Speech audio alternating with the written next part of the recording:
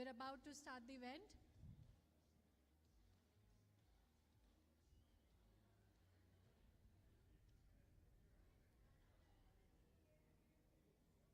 Two, two, check 1, 2, 2.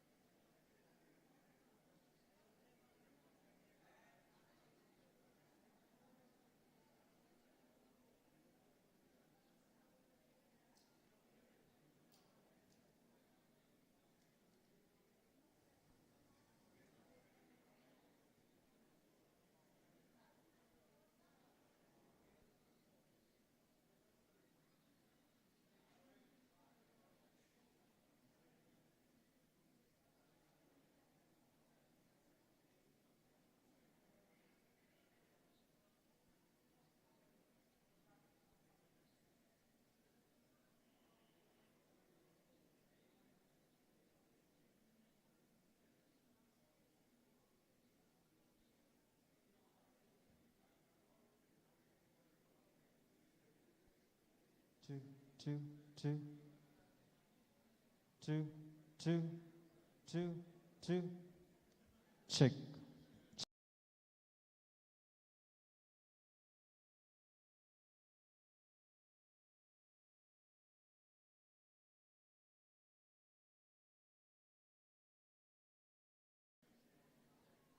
Two, two, check 1, 2.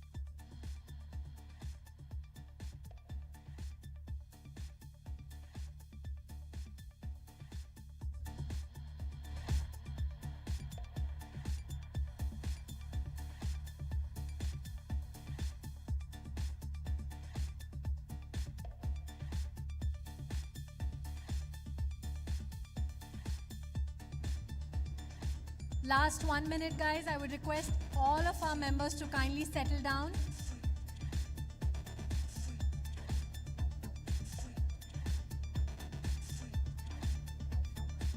And we're going to have a loud last 10 seconds countdown.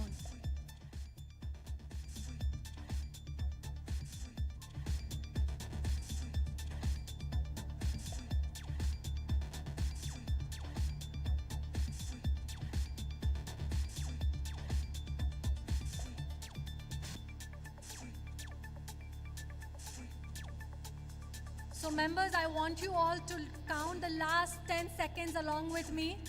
I hope we all get into sync. 10, 9, 8, 7, 6, 5, 4, 3, 2, 1. A huge round of applause for all of us, please.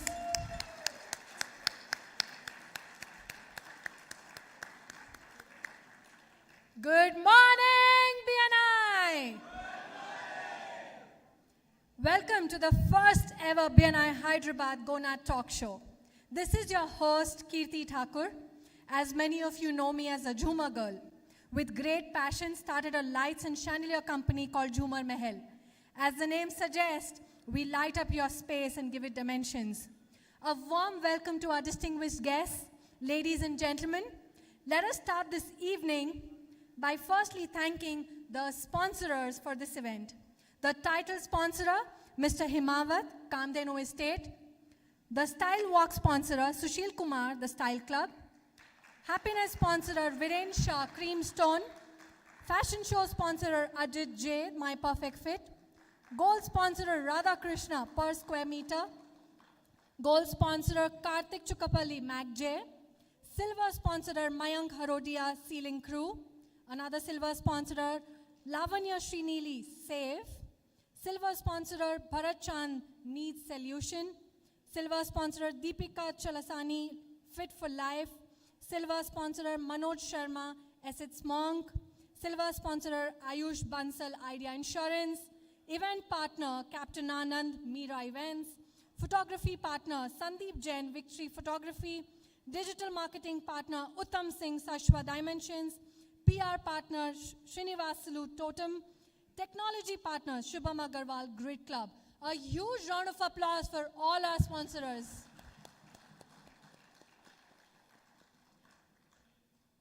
Let us start this evening with the national anthem. I would kindly request everyone to raise for the same. I would also like to bring to everyone's notice that the national anthem video is created by our talented members from BNI Legend, featuring BNI members and sung wholeheartedly by them.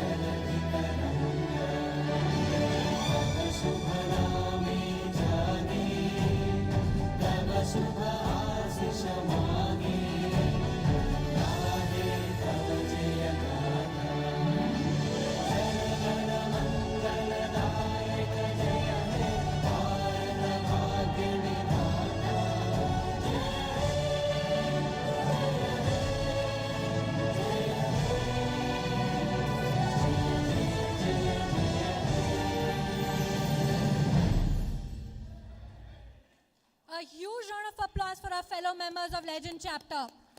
A special shout out to Nikita Khandelwal, who did the ideation, and Shravan Chaitanya for the creation. I would request everyone to kindly take their seats and put your mobile phones on silent mode, please. Let us begin.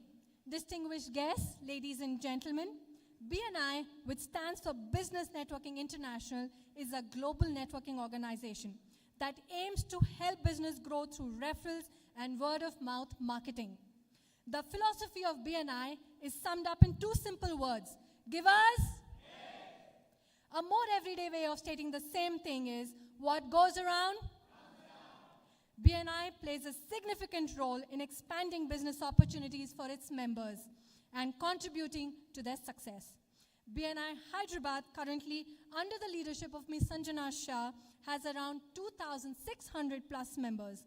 Under her guidance, this region has been a multiple record holder in the world of BNI, but the most recent is inducting 1,000 plus members in just one single day. A huge, huge round of applause for that, please. Let me now call upon Mr. Patanjali Rao to explain about BNI and about this event. Please welcome him, guys.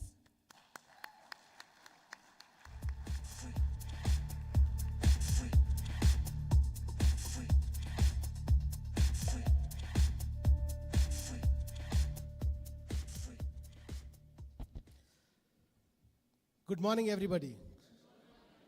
Once more, good morning. Okay, for the visitors here, we say good morning because business always starts in the morning, even if you're doing your business in the evening. First of all, I would like to welcome all of you today for this talk show. And before that, let me introduce myself. My name is Patanjali Rao. I know some of you expected a Swami to walk in, but I'm sorry to disappoint you. I am the original Patanjali, and I will be helping you, to understand a little more about BNI. Before I start the introduction, I would like to give out some stats. I like figures. I mean stats. So I would like to give you some of those interesting aspects, which will give you a perspective as to what and where we stand. How many of you are aware of how many MSMEs are there in India? Anybody? Ballpark figure? Okay. It's 13.8 million MSMEs in India. And it contributes to, how much of the GDP? 29% of the GDP is sponsored, is contributed by the MSMEs. Moving forward, 1/3 of the total manufacturing output is again by MSMEs in the country. And also, it provides employment to 110 million people in the country. And moving forward in the next 3 years, we are expecting it to touch 140. So, a big round of applause because all of you are a part of this and you have made this in growing the country and the nation building aspect. So, now coming to the slightly mid-level stats. Okay, any idea how many startups come up every year? Roughly. Okay, I'll give you a hint. In 2016, there were 452. So, coming to now, can anybody guess the number of startups? Okay, let me give you the figure. It's 84,000 startups that happened in 2022. And do you know how many of them have failed? Rough ballpark figure? You're right, 90% of them failed. Okay, and it's a whopping 90%, and out of which 10% failed within the first 1 year. And 80% failed between the second to the fifth year. And it's been a very, very hard aspect as to why there has been so much failure. So I tried to analyze what could be the possible reasons as to why these startups actually failed. So I could list a few of them. One of them is inexperience. Okay, the average age of a startup promoter is between 22 to 32. The average age is that much. Now at 22 and 32, what is the kind of experience does he possess? It's kind of a little limited. I'm not talking about exceptions. The second aspect is the personal exposure or the personality. What is the personality? Does the startup guy, he could be brilliant in his tech or he could be brilliant with his ideas and all that, but are they prepared, on a personality front to actually move forward with their startup? The third aspect is non-affordability of quality manpower, especially sales. So what happens is, within the first 1 year, whatever little budgets that they have is exhausted and they come to a standstill. Some maybe a little deeper pockets, maybe second year or third year. And then it ultimately collapses. Another aspect is that they have no mentorship or hand-holding. Okay? And the last but not the least, they have no network or no contacts, which leaves them kind of very vulnerable and does not give them the opportunity to really spread their wings and fly. And it was at this juncture, there was one gentleman with a vision who decided that maybe something needs to be done for the entrepreneurs in Hyderabad. And that's when BNI was brought to Hyderabad by our late Shri Bharat Shah. He wanted to bridge the gap between the industry and the entrepreneurs, giving a platform. So BNI is the world's largest networking platform, and it has got in Hyderabad about 2,600 members. In the country, it's about 51,000 odd members. And worldwide, we are about 3 lakh plus members. And the best part is, all of them have been entrepreneurs of different stages. And they're all again connected together by one common app. So what actually happens in BNI? So we had this first issue of inexperience. So in BNI, people come together and things like, how do you actually present yourself? How do you actually move forward? How do you approach people? This is almost like a BNI university, but it's not on theoretical MBA, but it's on practical MBA. So they are taught the practical aspects of any B school which couldn't offer, that is what is offered by this particular platform. And non-affordability of manpower, okay. Now what happens is all these members are actually your unpaid sales directors, because they're all here wanting you to get some business and growth. So there is no commission basis here, there is nothing. So each one of us probably has 100, 200 contacts, and anybody needs to connect anywhere, anybody needs the networking anywhere. This platform, you find somebody and you get your connect. And the members' credibility is one thing that is of paramount importance. So as an entrepreneur, if you're a young entrepreneur, what happens is the credibility has to be established, which takes time. And that is established immediately because there are some due diligence and checks that are done before they become members. So if you mess up in the due diligence, then you don't have a good member. But if the due diligence is done, then you have a good member. So if you just take, 2,600 members on an average has just about 100 contacts each, in various sectors. Look at the power of networking that would happen. And there is no kickbacks, no commissions, nothing. That's what they were saying, givers gain. So you gain by giving. And the best part about this platform is that there is a mentoring program. You don't have to pay for this. So there are some senior members, there are some mid-level members, there are some startups, lots of startups. And what happens is that you get kind of mentoring. All of us are not very good in all the aspects of our business.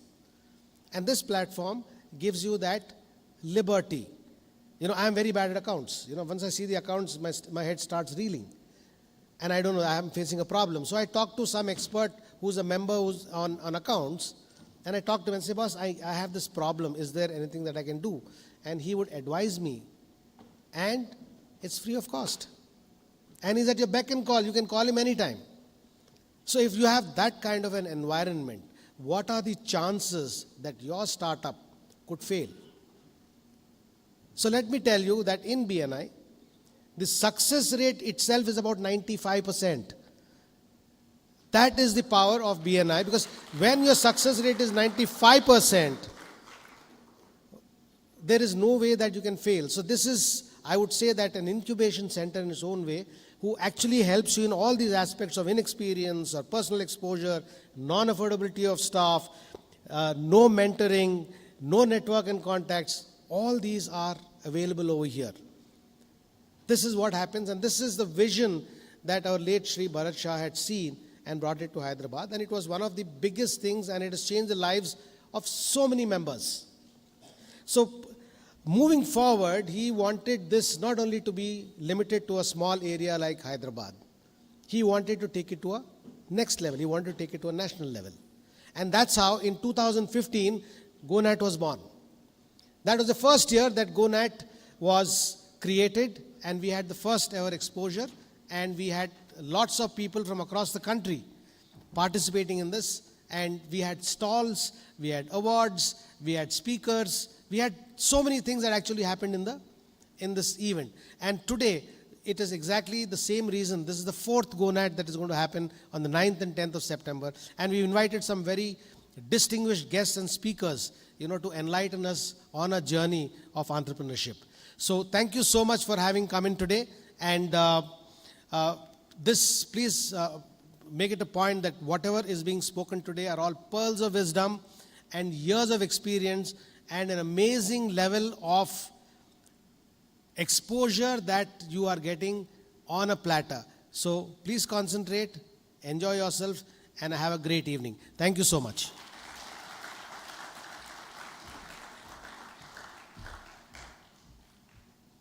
Thank you so much, Patanjali sir. What is GoNat, or Go National Event? It comes with a tagline, "Come expand your horizon." This event promises to be a game changer in the world of business networking and growth. Today, we gather here to celebrate the spirit of connections, collaborations, and growth.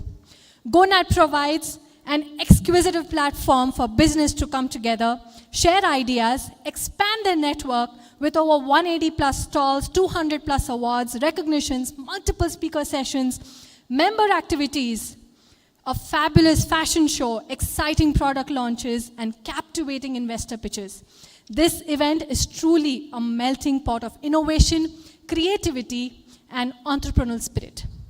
The talk show here today is for the knowledge sharing and learning through its speaker session, where renowned industry experts and successful entrepreneurs will share their insights, lessons, and experiences, inspiring and empowering attendees to take their business to new heights. As we come together today for this talk show, let us embrace the limitless possibilities that GoNat offers.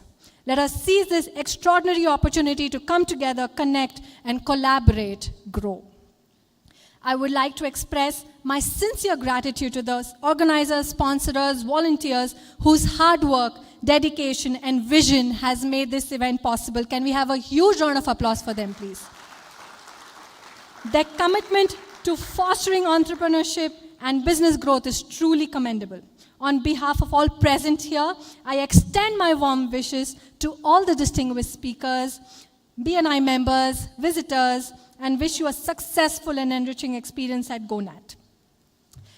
Let me begin this historic event by introducing my co-host, Mr. Sumit Siktia. He has been part of BNI for good 8 years and 17 years into the field of interior designing and execution. He has worked with multiple well-known brands for their projects of hotels, hospitals, company offices. He runs a sheer perfected executions under the brand name of Space Concepts. Please give a huge round of applause for Sumit Siktia. Check. Okay. Thank you, Kirti. Thank you. What a lovely energy in the room. Good morning, BNI. Good morning. One more louder. Good morning, BNI. Good morning. Okay, so I'll not waste your time. So let's straight away get on to the talk show. And I'm here to introduce one of my closest friends from BNI. And please welcome the moderator, who is the Executive Director of Alangrita Resorts and Conventions. With an impressive track record, he has been recognized as a Young Hotel Entrepreneur of the Year by FHRAI and has received awards such as Executive of the Year, Young Achiever of the Year, Best Alumni Entrepreneur Award. Moreover, he serves as an Executive Committee member of Telangana Chamber Events Industry Association and Committee member of FTCCI. He is currently serving as a President of Telangana Events Venue Association and also as the President of the Alumni Association of National Institute of Tourism and Hospitality Management. Alankrita Resorts and Convention, under his leadership, has garnered over 80 awards in the hospitality industry, solidifying its position as a premier destination. Let us all give a big round of applause and welcome our dear friend Aditya Hello. Deen Dayal. Thank you very much, Sumit. Thank you, Sumit. Thank you, Kirti. Thank you very much. Hey, Aditya. Yeah. Wait. Okay, I am the one who reads Yes, out yes, your I introduction. remember you, sir. And Don't you worry. say hi to Kirti. No, I'm saying. Hi Aditya. See, ladies first. Ladies Okay, first but always, yeah? Me second at least. Hi Okay. Aditya. Hi, Sumit. Okay. Aditya, I have a sampling talk show question to ask you. Go ahead, Kirti. I know you won't drag me. Go ahead. Okay. Say suppose you're buying an insurance. Okay. Okay. Will you buy insurance for the golden egg Okay. or the chicken that gave that golden egg? I'll take insurance for both. It has to be a win-win, yeah? How can I select one-on-one? Stop, guys. I think. No, we I are think here- I'll continue now. I think we are here for a better Yes, talk yes, show. go ahead, introduce the Kirti, next speakers. your questions not at all good. Thank Over to you. you, Go Aditya. ahead, go ahead. The evening is Go yours. ahead. Thank you. Let me introduce the first speaker of today's evening. Go ahead. We have the honor of calling the Chief General Manager of SEBI, a distinguished professional who holds a BA in Economics and MBA in Finance, and has been a part of SEBI since 1995. Throughout his remarkable journey, he has made his mark in various departments, including the Secondary Market Department, the Investigation Department, the Office of Investor Awareness and Education, and the Foreign Institutional Investors and Custodian Department. Additionally, he has also served in the prestigious roles of the Office of the Chief Public Information Officer, an Inquiry and Adjudicating Officer, and is currently engaged in the Corporation Finance Department as well as the Market Intermediaries Registration and Supervision Department. Get ready for an insightful conversation with this well-renowned individual. Let's give a huge round of applause for Mr. Jeevan Soporote to join us on the stage. Welcome. That's something very small for you. Something very small. Thank you. Please. The closer you are to me, the better. Moving on, we have the privilege of having the Chief Delivery Officer of T-Hub as our distinguished guest on talk show today. In his role as the CD of T-Hub, spearheads the delivery of all programs and initiatives aimed at establishing T-Hub as a global leader in innovation and entrepreneurship. Before joining T-Hub, he was the founding member of MyGate app. We all must have heard about it. It is the largest gated community management solution with a remarkable market share of 82% across 21 cities and 4 million homes. Prior to his entrepreneur ventures, he has served as a pilot in the Indian Air Force and played a crucial role as a project manager for India's first indigenous drone program at DRDO. With his extensive experience in innovation, scalable execution, fundraising, and strategic planning, he has successfully built 2 multi-million-dollar companies from the ground up. This unique combination of entrepreneurial spirit and military discipline sets him apart. He also serves as an angel investor and has mentored for renowned institutes like IITs, IIMs, TSIIC, and TASK. Let us give a big round of applause and welcome Wing Commander A. Anish to join us on the stage. Welcome. Something very small. Thank you. Oh, come. Okay. Yeah, the camera guy. Thank you. Go ahead. Please. Today, we are honored to have the center head of Infosys as our esteemed guest on the talk show. She is leading the world's largest IT campus, spanning 450 acres and employing over 40,000 individuals. As an accomplished professional, she has made history of becoming the first woman president of the Hyderabad Software Enterprise Association. Recognizing her outstanding achievement, she was awarded the Woman Achiever accolade by the Telangana government. She is deeply passionate about empowering women and inspiring them to dream big, working tirelessly to transform those dreams into reality. With an incredible educational journey that started in a government school and blossomed into an alumna of Stanford School of Business Education, she personifies the notion of perseverance and conquering obstacles. In her role as the delivery head of Infosys, she manages a staggering business revenue of over 400 million US dollars. Additionally, she has played a pivotal role in the growth of Infosys Hyderabad. She has evolved from a modest 23 employees to a thriving powerhouse of over 40,000 professionals. Furthermore, she exhibited her leadership skills at Infosys Indore, where she accelerated campus growth from 500 to 2,700 employees within a span of 8 months. Beyond her professional endeavors, she contributes to the academic community with her published papers and has been invited to speak about digital transformation at renowned institutions like the Indian School of Business in Hyderabad. Let us give a huge round of applause for Mrs. Manisha Sabu, and please join us on the stage.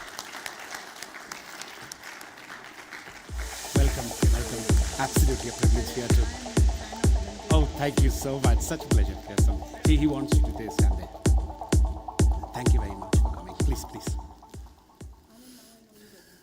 I am delighted to introduce the Executive Director of BNI Hyderabad as our esteemed guest on the talk show.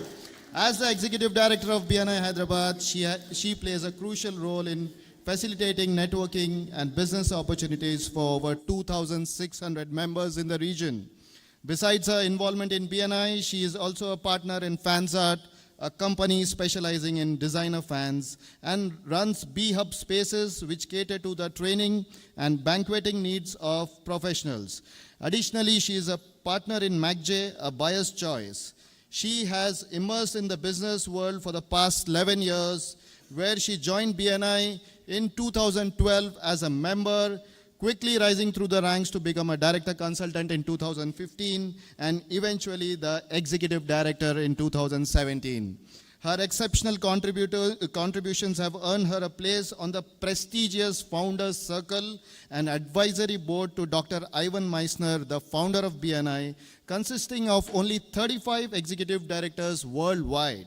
Her dedication and achievement have not gone unnoticed, as she received the Inspirer of the Year award in BNI in 2017. Her passion for networking, meeting new people, and driving business growth is evident in her diverse accomplishment, such as launching 4 online chapters in a single day in 2020, and then creating a world record by launching 9 chapters with 1,000 members in single day in 2022.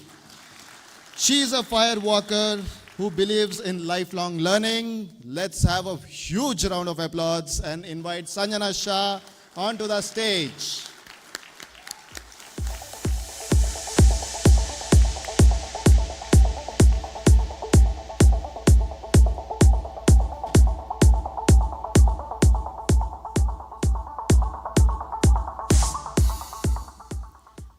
Our next speaker today, please give a warm welcome to the founder of Neiman's. As the largest sustainable footwear brand in India, Neiman's is changing the mindset of the Indian footwear segment by creating comfortable footwear using natural, sustainable, and recycled material. In just 4 years, they have sold over 1 million pairs and served over 7 lakh customers, establishing themselves as a formidable business that competes with top brands. Neiman's is famous for their innovative products, from sneakers made with recycled PET bottles to merino wool sneakers and slippers made with recycled tires. Our speaker is a veteran in operations and a co-founder and COO at Neiman's. Brings over 15 years of experience in leading various startups and now leading his team towards their vision and success.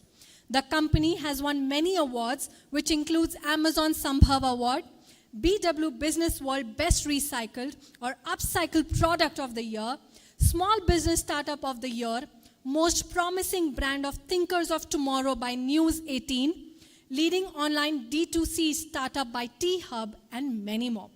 Let's give a huge round of applause for Mr. Amar Preet.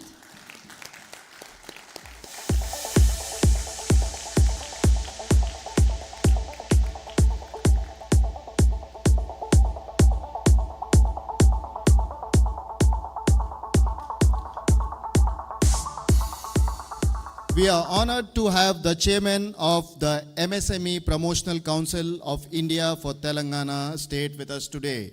His focus on empowering the youth, particularly women in rural areas, is bringing about transformative change and elevating the standards of living in Telangana.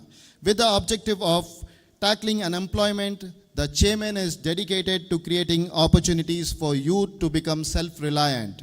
He is raising awareness about government schemes and initiatives, bridging the gap between resources and the youth. This cultivates an entrepreneurial spirit, fostering innovation and creating an environment for small and medium enterprises to thrive. One of the key aspects of his strategy is providing financial assistance and resources to aspiring entrepreneurs, especially women. By offering the necessary support, he enables them to overcome financial hurdles and succeed in their professional endeavors. Skill development is also a pivotal part of his vision for empowering the youth. He aims to establish training centers and workshops across Telangana to equip individuals. The chairman's vision for Telangana aligns with the ideas of Atmanirbhar Bharat and the Make in India movement, which aims to empower and elevate India. By empowering women and creating a society that offers equal opportunities for growth, he is addressing the gender gap and fostering inclusivity and equity. Through his unwavering commitment, the chairman of MSME Promotional Council of India for Telangana State is charting a path towards a brighter and more prosperous India. Let us give a big round of applause and invite Mr. Venugopal to join us on the stage.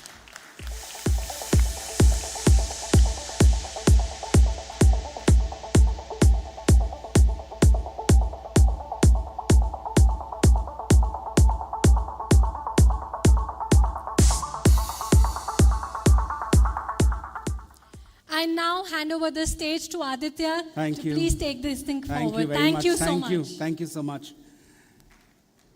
No, I need that applause. Come on. I need that applause. I need that applause. Thank you. No, whoever started it, very well, very good you started it. So anyway, good morning. Okay, so anyway, thank you very much, both of you. I mean, you people have got so much to talk about. It's so difficult to get what all you have accomplished in just few sentences. I know what they had to go through to just write what they wrote. So anyway, the topic today, what is our topic today? Our topic today is entrepreneurial journey, the roller coaster ride. Can I have the slide on, if you don't mind? Thank you. So, I need you all to understand one small little thing. First, let me all hear the BNI's applause. Come on, guys, little more noise. Thank you. See, Sanjana, how much noise the BNI can make, huh? Okay, so we are talking about the roller coaster ride. Now, what exactly is a roller coaster ride? It is exactly like business. I need you people to understand this. How is it like business? Number one, if you actually see, the roller coaster itself is an idea which a person comes with and says, that is my idea, I want to implement it. When you sit down in the roller coaster, the first thing they do is they put onto you safety, right? Now in business, what is that safety? That safety can be your advisor, your mentor, your critic, your friend, etc., etc. That's when the roller coaster starts going up slowly. When it goes all the way to the top, that is when you are getting your strategies in place. And on the top, when it touches the top, you know how it is. Exactly, it leaves you all the way down. And that's when you enter the real business world. The world which is terrible, the world which is scary, the world which has got its ups, its downs. And finally, the funny part is, you go all the way around and you come back to the starting, right? Is everybody with me? Okay. So when you come back to the starting, you have this feeling that now I've automated my process. You know what? Everything is automated. Now I am free to go. But surprisingly, as soon as you come and you say, let me remove my safety, you have another guy standing as a new mentor and saying, stop it. You got bigger aims. Go higher. That is how roller coasters are. That is how it's implemented in business. So starting with that, I think we'll start the topic with all of you. Okay, number one, just a few points for the audience. It'll be very fast-paced, so please write down whatever you want. If you have any questions, please note it down in your cell phones so that we can ask at the end of it. For the speakers, please try to help me being as crisp and as small as possible in your talk. The longer you go, the more difficult it will become for me. And the second thing is, we will have 3 parts. The first part is a Q&A. That is where we sit and we talk. We have a small session. The second part is, there will be a rapid fire round. Each one of you will be given only 3 minutes, not more than 3 minutes. None of you know the questions. So after that, how many other questions you can answer in 3 minutes, we'll do that. And last but not least, I think the crowd would be love to ask you. So let's start off. Okay. So, Mr. Jeevan, you can please take your mics. Please, all of you, please take your mics. It becomes easy. Are all the mics functioning? Super. Excellent. Great. So, Mr. Jeevan, it's like this. First of all, when I met you in the evening, I was a little scared. I did tell Pat. I said, Pat, I really do not know what Mr. Jeevan does. It's quite scary. Until I sat with you and spoke to you.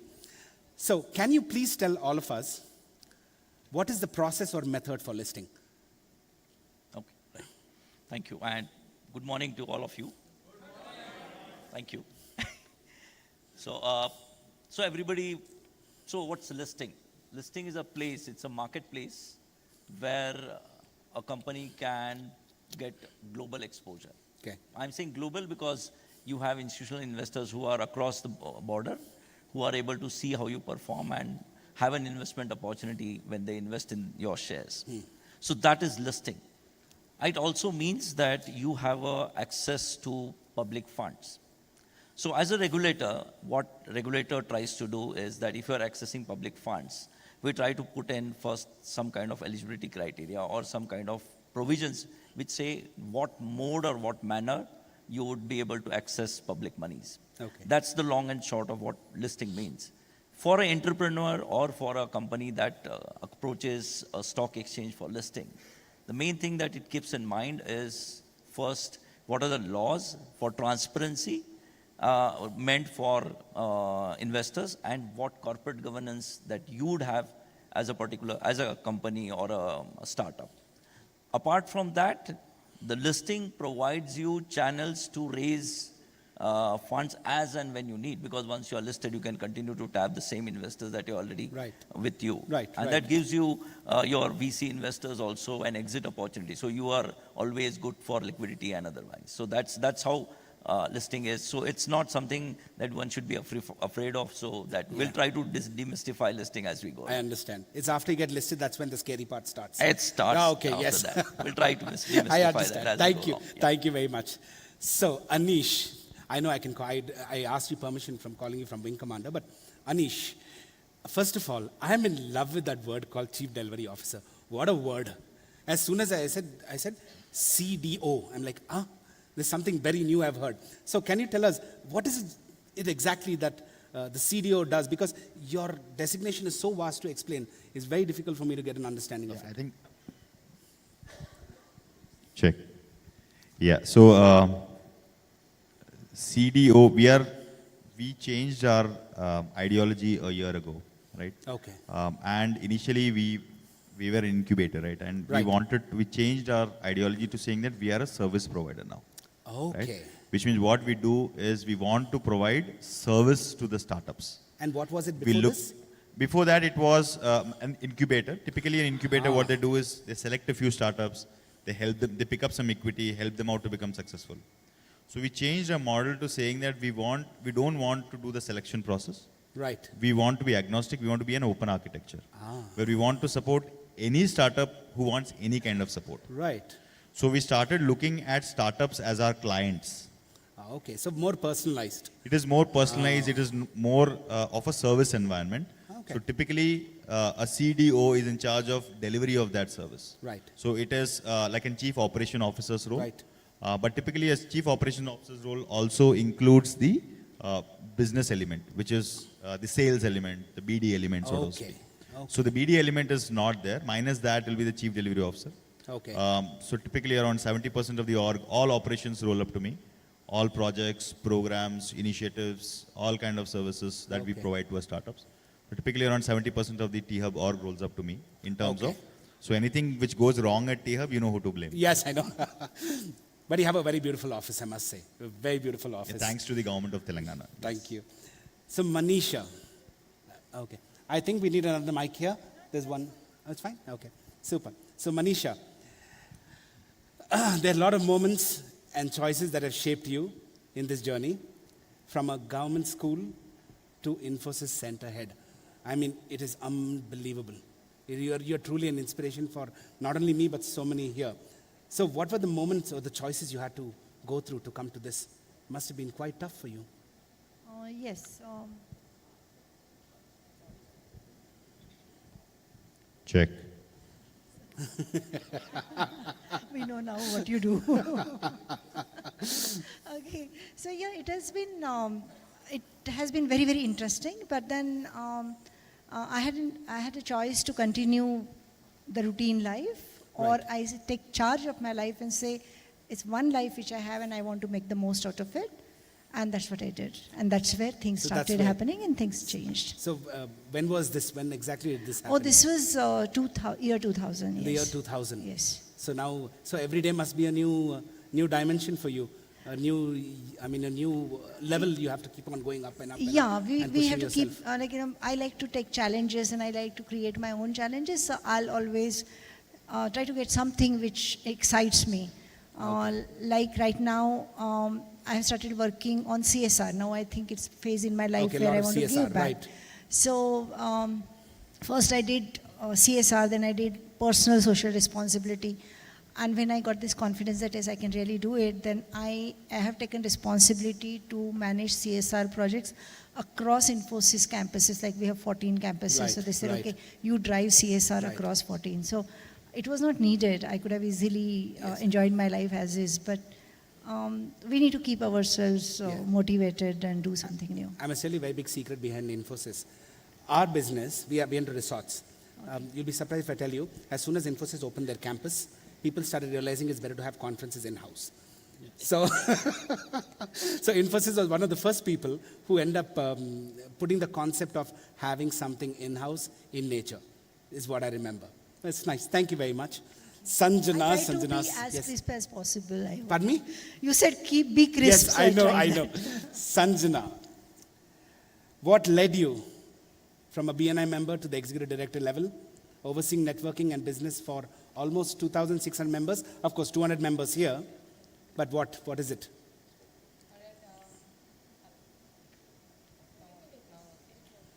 We're shuffling the mics. Hello. Yes. Right. What can I say? What led, I think, for something to begin, something has to end. And that's how I was led to this. It was not out of choice, Okay. but out of a situation where I was put into this shoe of the executive director of BNI Hyderabad. Right. So I think our families always tell us that do not see that the glass is half empty. You know, there's Look at it always as an opportunity. Opportunity. Yes. And I'm So sure it's a glass half full. half full, right? Half full. And I'm So- sure you must be very proud about where you are today. Absolutely. And I'm sure my dad would be very proud. I'm no doubt Even about more it. prouder. I know your of mom is here also. How we have taken Yes. his legacy forward. So Yes, absolutely. I think, yeah, so that's Super. what happened. So Super, out of super, choice. super. Biggest eco-friendly shoe brand. Why eco-friendly? I mean, it's very surprising that you've entered into that segment. Firstly, good morning, everyone. Good morning. I really like the energy whenever I come to a BNI meet. I've been to many conferences, many workshops, but the kind of energy BNI drives in, far, far, far better than anybody else. Yes. So, Thank you very Great, much. guys, great, Thank great. you. no, it's a long story, but I've been given a very less time, I'll tell. The reason is, we were two brothers, and we were in our mid-30s, you can say, midlife crisis, wherein you say that, kuch karna hai. Don't say Because, that. yeah. Don't say that. It's not midlife. Midlife, So I still haven't touched we midlife. wanted to accomplish something where we can say we have created a legacy. Right. We were fairly successful in what we were doing. I was running an education consulting firm, traveled across the world, bored, and became a socialite. And my brother was living in US. He was there for 10, 12 years, happy with what he was doing, earning good money, but not satisfied. Because ultimately it's like there was no passion driven in what he was doing. So we decided one day, okay, we should do something innovation. And we started attending a lot of workshops, a lot of franchise exhibitions across the world.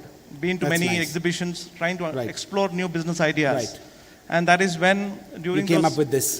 Crest. No, we didn't come up with this. In one of our European holidays, Taran, my brother, he was carrying at least 10 pairs of shoes.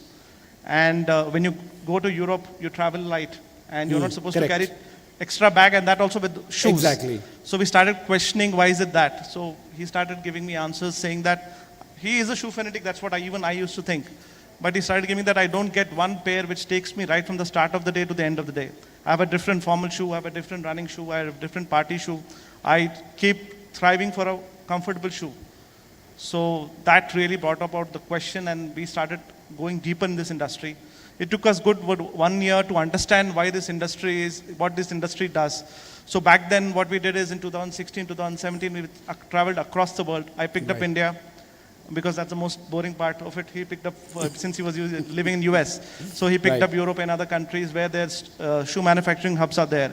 So when I went to places like Agra, Chennai, Jalandhar, I found out that the entire industry is using a lot of plastic, animal skin, synthetic, and that's not good for the environment.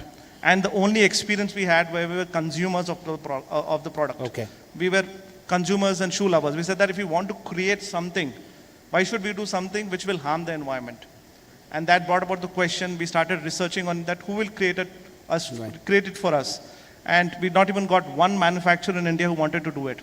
So we became the first company in India to launch these shoes. Super. We assembled our product in China, and since then, till today, we are the first and only company to make sustainable shoes. Right. There are many other brands who do it, but they do it as a corporate social Right. responsibility. They don't do it as a full-fledged business, but this is our bread and butter. Perfect. And we're Thank here you. to be focused on sustainability. Perfect. Thank you very much. Thank you so much. It's going to get it very difficult for me not to talk to everyone now. Definitely. Yes, Mr. Venugopal Garu. You can please speak in Telugu. I understand that you're very comfortable with that language. You can please speak in that. So, what is your inspiration for especially unemployed women, and how much change have you done? If you can just tell us. Good morning BR Naik. Good morning. Sorry, నేను తెలుగులోనే మాట్లాడతాను. చెప్పండి. యాక్చువల్గా నేను rural ఏరియాలో ఎక్కువ పర్యటించేవాడిని అండి.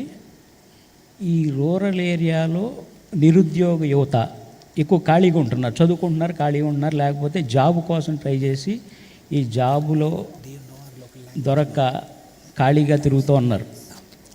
వీళ్ళకు ఏదో ఒక విధంగా స్వయం ఉపాధిలాగా ఒక చిన్న స్మాల్ బిజినెస్, లేకపోతే కొంచెం చిన్న ఇండస్ట్రీస్ అంటే కుటీర పరిశ్రమలాగా విలేజ్లో ఎస్టాబ్లిష్ చేస్తే కొంతవరకు ఈ నిరుద్యోగాన్ని అరికట్టడానికి అవకాశం ఉంటుందన్న ఉద్దేశంతో దీన్నే గవర్నమెంట్ దృష్టికి తీసుకెళ్ళడం జరిగింది.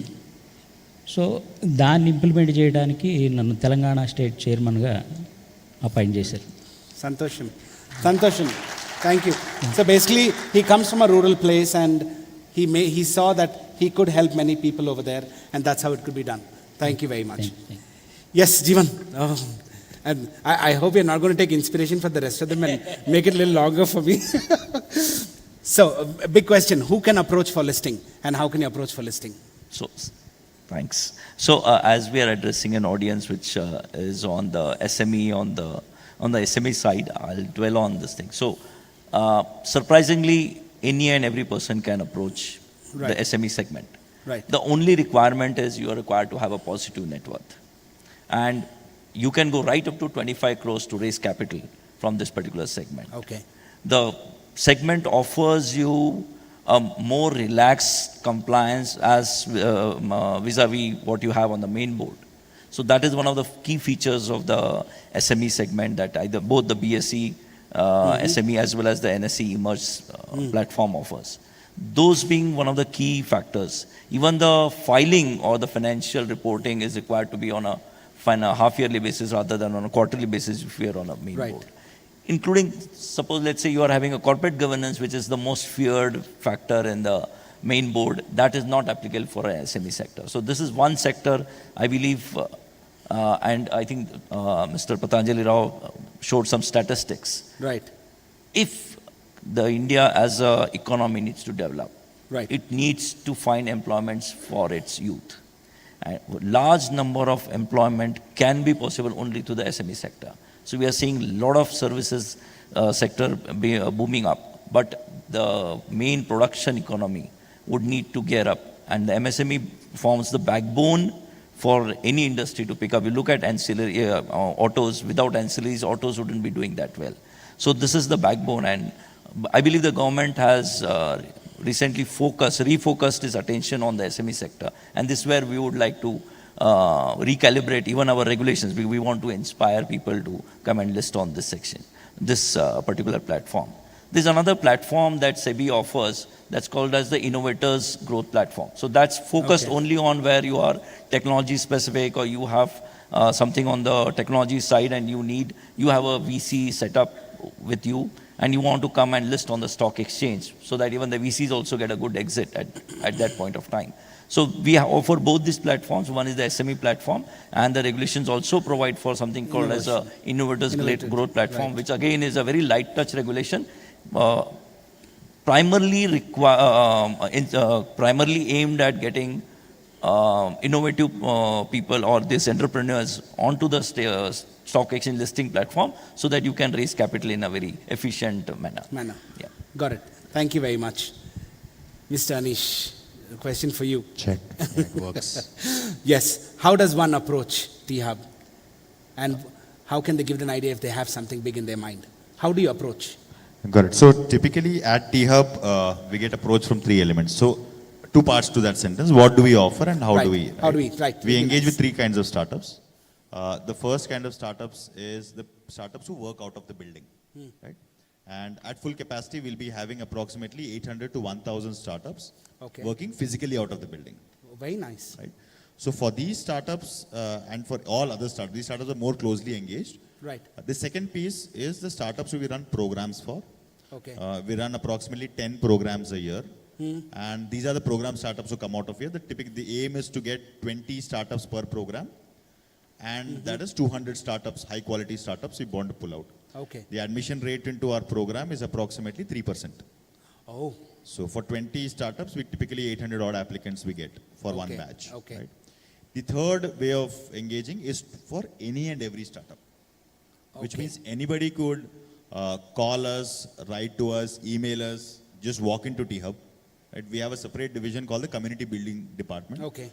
Their only job is to first point of contact, which means they pick up the phone. If you're calling them, who are you, why are you, what are you, when are you, where are you, how are you, all of the those basic questions, right. Just to ensure that you're a serious guy. You're not like a 12th class kid asking for $1 million, Right. We don't want to get into that space. Right. So, and then we onboard you onto our system. Then we figure out what do you want. I'm looking for investment. I'm looking for mentors. I'm looking for service providers, partners, right? I'm looking for market access, right? I'm looking for any of these answers. We then take them up and we engage them accordingly. We have, each one has got a separate department. So they reroute them to what they're asking for. If they're asking for mentors, Right. we route them to the mentorship department, Right. So to leverage all of this, you could reach out, you could call to us, you could mail us, you could WhatsApp us. Maybe I'll flash my number on the screen and you can plus just give me a call. I will redirect you to the community building department and they will manage it from there. There is an entire process which is streamlined to take you from there. What is the percentage of, if you get 100 calls, at the end of it, how many end up becoming serious? So that percentage approximately around 60%. Most of it, we get calls. Some of it we get call from students final year graduation. And again, they come out with really very, very ingenious ideas. But around 60% of them get into our database or our platform who we keep engaging with. Wow, So on an average, every day, we get around 12 odd mails. Right. And every day we get approximately 15 odd calls. And there are at least 5 or 6 people who walk in every day just... Amazing. I don't know anybody, security pe hoon sir, security se call aaya types. Oh, wow, that's nice. So we, on an average, we engage approximately 30 to 40 startups on a daily basis. Amazing. Thank you very much. Yes. Oh, yes, you can give a big round. Manisha. Yes, it's unbelievable. 30 calls a day. with a hit rate of 60%. So I think a few statistics that he was mentioning, right? There are 35 startups which are getting formed every day. Every day? Yes, there were 12,000 Wow. startups who were registered last year. Wow. Which if you divide by 365, it comes to approximately 35 startups a day are getting registered. Registered. Today. Wow. India. In India. In India alone. I'm talking about India alone. Our program, if you see a percentage of our program, only 30% of the startups are from Telangana. 55% are from rest of the India and 15% are from outside the country. Okay, So wow. T-Hub actually when we say Wow. global, we are growing global. Wow, wow. You would want to add anything to what? This makes the Tea Hub even more exciting place. Definitely. Yeah, it's a very exciting place. I think Definitely. open invitation for anybody who wants to come and visit T-Hub. Please do give us a call. Yeah. Super. Now, that's an inspiration. Now, a second inspiration. You have to give the mic to. So, another inspiration. Indore. 500 to 2,700 employees in just 8 months. How? It's so difficult. I have seen one person cannot mentor more than these many people. It's 500 to 2,700. It's an impossible task. And successful, huh? Not just the numbers. So, how? What's the magic mantra? First of all, it was even difficult to think of that. Exactly. So we were very happy with around 10%. I said, company is growing at 10-15%. We in Indore will also grow at 10-15%. But in a meeting with IT Minister of Madhya Pradesh, he said that he would like to see better numbers. So I said, okay, sir, 100% growth kar de. Will you be happy with that? So, you will not further ask me and Chief Minister will not announce something nasty. They So asked he if you're said, happy. Yeah. So he said, I'll be happy if you do 100% growth. So 500 se 1,000 kar dijiye aap is saal. Haan. So with that I started. And as they say that when you start and then as people join, wo karwa ban jata hai. Haan. That it was almost that way. And you were very right when you said it is like one person can't do it. Yeah. The lots of people who help me. It's unbelievable what magic happens when we reach out to people and ask for help. I'm not hesitant to ask for help. I can pick a phone, call anybody and say, I need this, and very explicitly I'll state where I need help, what I need, and things would happen. And the force was so high that we couldn't stop at 1,000. We Wow. continued till 2,700 in 8 months, that too during COVID period. So, you're saying it's that like a was- rolling ball. Yes. We just kept on gathering moss and coming down and Just down coming. and down. That's Yes. nice. It was phenomenal. That's phenomenal. Wow. And it also gives me a confidence about the scaling up, right? Because in Hyderabad we did 30 I joined 23 people to 40,000. So they say once you do it, it can be fluke. But Yeah. when you do it two times times. and two totally different geographies, Yes, then yes. you know that you have it in And I'm you. sure you have an OCD for perfection. I have the strange feeling that you have an That's OCD a for perfection. bad thing to say because I hear it at home all the time. I The don't know how children you- say, Mom, you're OCD. To manage 5 people in my house for perfection is difficult. I don't know how you managed 2,700 people. That's amazing. Thank you. Sanjana. Aspirations for BNI Hyderabad. Any new upcoming projects or initiatives you're very excited to tell us about? Awesome. Aspirations for BNI Hyderabad is always going to be that we want to be standing out from any other entrepreneur in the city. Right.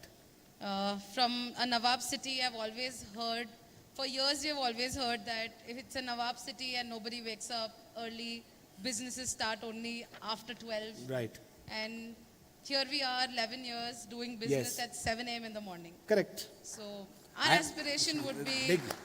changing the mindset of how entrepreneurs are in Hyderabad to what BNI entrepreneurs are. Correct. So- Correct. That's nice. We want to Nice. yeah, Yes. we want to compete with the standards of how entrepreneurs are globally and not how entrepreneurs are in Hyderabad. So that is something what we aspire about. Right. Is to reach the standards of entrepreneurs what are happening globally. So we learn a lot from the Western market, from the Eastern market, Right. from different countries that are successful, Right. entrepreneurs from different countries. Right. That's how BNI as an ecosystem helps us to meet people across the globe, learn best things from them, Right. and start implementing. Right. So that will help us stand out as Right. entrepreneurs in our city. Absolutely. One thing that we aspire of doing that, and how we do that is to create events like GoNet. Right. Projects like these help our members to think big. When we had all the stall owners meet, it was amazing to see that 60% of the people who are putting up stalls are experiencing that for the first time. So it's an opportunity that we have Right. created for them Right. to experience something new Correct. for growth of their business. True. So Very true. creating things like these are what Right. we aspire. Creating events like these is what we aspire to do. Thank you. I must add one thing, very interesting. I've been a part of BNI now for almost 5 years. One thing Sanjana's changed in Hyderabad is made most of the businessmen get up at 7 in the morning. Definitely.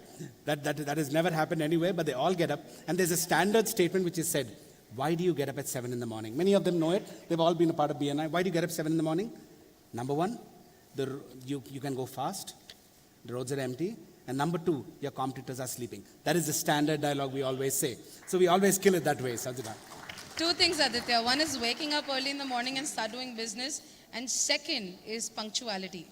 Oh, yes. That is something as business owners that we've been doing, that if we say that, okay, 7 a.m., 8 a.m. meeting starts, 8 a.m. meeting starts, 9:30 meeting ends, 9:30 meeting Absolutely. True. Now we have an start time and an end time for everything that we enter. Correct. True. Yeah. Okay, Amar. For you, Amar. Someone wants to enter into the business which is into environmentally friendly work. What is the advice you can give? Because I know it's not something very easy. You really have to get yourself down there. It's not easy. It's very easily said. I do not know how even a business plan can be done. It is scary. Even our environmental friend, like a garbage. Now we have a new person who's coming in and who's actually paying me money for taking my garbage.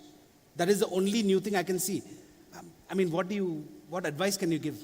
See, back then when we started in 2017, 2018, sustainability was not spoken in India.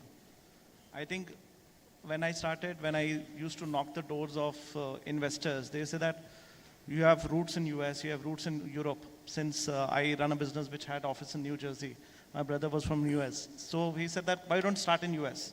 Why India? And India is not ready for this market, maybe 5 years Right. from now. Right. So 2018, 2019, there was a lot of awareness needs to be done.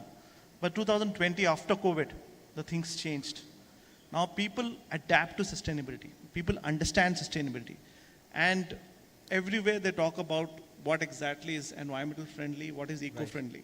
So that means awareness has already come. True. So when the awareness has come, opportunities will be there. Right. It's all about the right entrepreneur, Right. right market, and understanding the target market, the TAM, total addressable market, is how big is it in terms of what is his aspiration. Does he want to do it only within his city, or he wants to make it a big brand, or make it a global brand? So it all depends on aspiration to aspiration. Right. So if the aspiration is that I would want to see that in Hyderabad I do extremely well, focus on your customers and focus on your product. Right. People lose patience because fast fashion is very easy to make. Eco fashion is very, very difficult. Very difficult. I And understand. eco fashion is not cheap. It doesn't come by any means cheap. I understand. Now we make shoes out of recycled plastic. We make one shoe with 8 plastic bottles. We sell that shoe for 2,000 rupees. On social media, we get silly comments. I'll give you 8 plastic bottles. That means I'll give you 160 rupees, give me a pair of shoes. So by any means, it's not easy. It's not cheap. I understand. And fast fashion is easy to adapt, but has a lot of competition.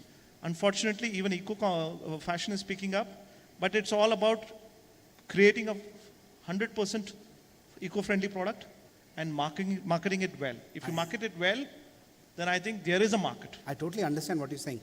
This is something new which we have learned in the last 10 days back. We had got a booking from somebody in the United States, a company. They actually sent us an email telling, can you please tell us what are the eco-friendly practices you are following, and then we will decide whether we can come to you or not. That did come. That mail came last time. My team came to me and sat down with me, and then we started realizing that we have to add so much more. Oh, true. Very nice. Mr. Venugopal. Closer. Yes, please. On the similar line, I would say that in IT industry, almost 70% of our RFPs, like the proposal requests that we get, almost 70%, the conversation is not about our delivery capabilities or the skill sets. It is about how are you doing your ESG and the environment sustainability. Oh, wow. It's extremely important for us. And it's the right direction, I think. Right? There has to be, Sustainability. there has to be accountability for sustainability. And Right. Thank you. Yes, I know, you're telling me to stop talking. I'm not the one talking, Sumit. Okay, Mr. Venugopal, before we go into the last, can you tell us about a few initiatives which you have done for women entrepreneurs, which will help, or at least for them to understand? యాక్చువల్గా ఈ make in ఇండియాలో భాగంగా మనం వస్తువులు దిగుమతి చేసుకునే స్థాయి నుంచి ఎగుమతి చేసుకునే స్థాయి వరకు రావాలనేది మోడీ గారి కళ. దానిలో భాగంగా దాన్ని ఇంప్లిమెంట్ చేయడం కోసమే విలేజ్లో చిన్న చిన్న యూనిట్లు ఏర్పాటు చేసి మనం యువతకి, తర్వాత ఉమెన్ ఎంపవర్మెంట్, ముఖ్యంగా ఏంటంటే ఇక్కడ విలేజ్లో లేడీస్ చాలామంది ఖాళీగా ఉంటారండి. వాళ్ళకి ఏదో ఒక పని కల్పిస్తే, ఒక ఉపాధి కల్పిస్తే వాళ్ళు కూడా ఆర్థికంగా ఎదగడానికి అవకాశం ఉంటుంది. ఆ దిశగానే మేము విలేజ్ల్లో చిన్న చిన్న యూనిట్లు ఏర్పాటు చేసుకుంటూ ఆ విధంగా ముందుకు వెళ్తున్నాం. తర్వాత ఏంటంటే ఎగుమతి చేసే స్థాయికి మనం రావాలి. వస్తువుల్ని ఎగుమతి చేసే స్థాయికి రావాలి, దిగుమతి చేసుకోవడం కాదు. ఎగుమతి చేసుకునే స్థాయికి రావాలంటే అంటే విలేజ్ స్థాయిలో వస్తువులు తయారవ్వాలి. విలేజ్ స్థాయిలో వస్తువులు తయారైననుకోండి ఈ ఉపాధి ఎక్కువగా ఉంటుంది. ఇప్పుడు ఏమవుతుందంటే విలేజ్లో చదువుకున్న వాళ్ళందరూ సిటీకి వచ్చేస్తున్నారు. కరెక్ట్. సిటీలో ఎంతమందికని జాబులు ఏర్పాటు చేస్తారు కంపెనీలు, అంటే ఒక లిమిట్ ఉంటుంది కదా. రైట్. సో ఇక్కడ నిరుద్యోగ సమస్య ఎక్కువైపోతుంది. వీళ్ళకి ఉపాధి ఎక్కడికక్కడ ఉపాధి కల్పించామనుకోండి, టోటల్ స్టేట్ వైడ్ విలేజ్లు కూడా డెవలప్ అవుతాయి. ఆ విధంగా అందరూ ఆర్థికంగా ఎదగడానికి అవకాశం ఉంటుంది. ఆ దిశగానే మేము వర్క్ చేస్తున్నాం. Okay. So just for those people who don't understand, what he's trying to say is that in villages, there are women who are there who are entrepreneurs, but then many people shift and come to the city. So their aim is to keep them there, develop their village, and make them entrepreneurs. Correct, Nidhi? Yes. Right, that is what he's saying. That's very nice to hear. They are going on putting the torture on me, telling that not to ask any more questions. I have that lovely question about pitfall, but I'll ask it during the... Can we have the 3 minutes? We'll finish off that. Done? Okay. Okay, we are doing it randomly. I'll ask the questions very fast. Please answer very fast. Very, very fast. You can shuffle one mic which is working. Check. Okay. So the rapid fire round, 3 minutes. In 3 minutes, I've got 10 questions. Let's see how many you can finish. Randomly, I've asked the names. I haven't gone in order. So, you're the lucky one. Am I not always? You're the lucky one, Anish. Did not know. I removed that. I put shits. Like, first thing I said, Anish. I said, damn. Cool. It has to be Anish. So, Anish, my gate success. Incredible strategy or sprinkle of magic? Incredible strategy. Definitely. Definitely. So that means it. And how long was the plan? We ideated for almost 7 months before we incorporated our company. Oh, that's a big round of 7 months for a And success. Wow. these are 5 founders with 20 years experience each. Wow. So there is 100 years of experience with ideated for 7 months before we incorporated our company. Super. Air Force discipline or entrepreneurial flair? Which is your personal superpower? Oh, yaar, my personal superpower is a combination of Combination both. of both, right. Of both. It couldn't have been any other way. Anything else? Perfect. Most challenging aspect of managing a $2 multi-million-dollar companies from the ground level up. Most challenging part of it. Hiring the best second level team. I mean, The supervisor the team. founder minus Right. team, the C team, Right. the C-suite. You get your C-suite right, everything else you get it right. Excellent. A lesson from your Air Force days that you apply to the entrepreneurial endeavors. Hard work, dedication, passion. Perfect. One word that captures the essence of your role in India's first indigenous drone program. I learned technology. Technology. Yeah. Excellent. Best innovation tip for anybody wanting to scale up to a multi-million-dollar success. Oh wow, there's so many of them. I know. One really lovely one. Yeah, keep learning. Keep learning. If you stop Keep learning, you stop innovating, you can never be a multi-million-dollar. Perfect. Your favorite part about being an angel investor? Getting to meet so many enterprising ideas and enterprising startups and founders, so many different things are happening out there. I think exposure to all of these is the best part of being in Tell me when 3 minutes are over, you can say 3 minutes done. Okay, perfect. If you had to choose, and this is again a difficult question, an exhilarating flight or an exhilarating startup pitch? Not fair. I yeah. understand. I totally I understand. think it would be startup. A startup pitch. Yeah. After you fly for 20 years, it becomes like driving another car. So yeah. So Okay. startup is always dynamic. Yeah. Okay. Share a moment where military discipline came to the rescue in this journey of entrepreneurship. Yeah. So well, when we were in Kargil operations, we used to work for almost 16 to 17 hours a day, right? Right. And that is consecutively for almost many months. So in a startup, being a founder also, we needed the same kind of rigor to be able to go through day by day for like 16 to 18 hours a day. I Excellent. think that helped me a lot in my startup journey. Super. Name a book which is a must read for all the people over here. One must read book. Intelligent Investor by Benjamin Graham. Excellent. Great. Thank you very much. Big round of applause. Big round of applause. Thank you. You finished it less than 3 minutes. They're going to make my life very not terrible when I go down. Okay, let's see who's the next. Amar, you're the next lucky one, Amar. Is your mic working? Yeah. 3 minutes on? Done? Good to go? Okay, Amar. So how do you ensure that the innovative footwear products are both stylish and eco-friendly? The faster you are, the faster this gets over. All right. Okay. So we look at the adaptability in the market, because Gen Zs, people who are there in the market, the adapters in the market, that all we need to see, the different designs in the market. And I don't know how we we manage Gen Zs. Yeah. I don't know. They're very... Okay. What is the most unique material that you've used in your footwear till date? Unique. Unique material that you used. The one which got us fame, recycled plastic bottles. Recycle what? Recycled plastic bottles. Oh, wow. With 8. Okay. That's the most unique. Can you share a sneak peek into an upcoming footwear? I know you're wearing one. You just told me about it. Yeah. So all of you, the footwear is wearing is the new upcoming No, product. this is not something No? which I will share. Okay. It is not innovation. We are making shoes from bubble gum, Oh, wow. shoes from sugar cane, Wow. shoes from mango pulp, Wow. and coffee waste. Amazing. Amazing. Yeah, and unique to ye ho gaya yaar abhi. What is the one sustainable practice that you particularly are proud about implementing in your company? I don't want any plastic bottles within my office. I've been trying that regularly, but that's not happening. Not happening. Okay. I'll introduce you to a BNI member. I'll take the referral. Okay. How do you see the future of sustainable fashion, and where does your brand fit into that vision? I feel by 2025 or 2026, most of the companies will only adapt to sustainable fashion, and that probably is going to become the global trend. Because what is happening is eco-fashion is dominating the entire space now, slowly but steadily. And the market is getting adapted by schools, colleges, because whenever I go to schools and colleges, schools are talking about eco-fashion. So the kids, when they graduate, they will also want to have that. Excellent. One sustainable footwear which is a must for people who are eco-conscious. Which one do you suggest they should Niemann's. take? It's only Not Niemann's. me. Okay, Niemann's. Very nice answer. How was your experience working with 15 startups, and which part of that experience is the most helpful in the current situation you are in? I believe that we should always focus on building the team and hiring smarter people than you. The moment you hire smarter people than you, your company scales. If you feel that smarter person will open a own company, that's actually the major problem in a lot of traditional business or traditional entrepreneurs. They feel that in MSMEs, they feel that if I have a smarter person, I will not be able to scale further.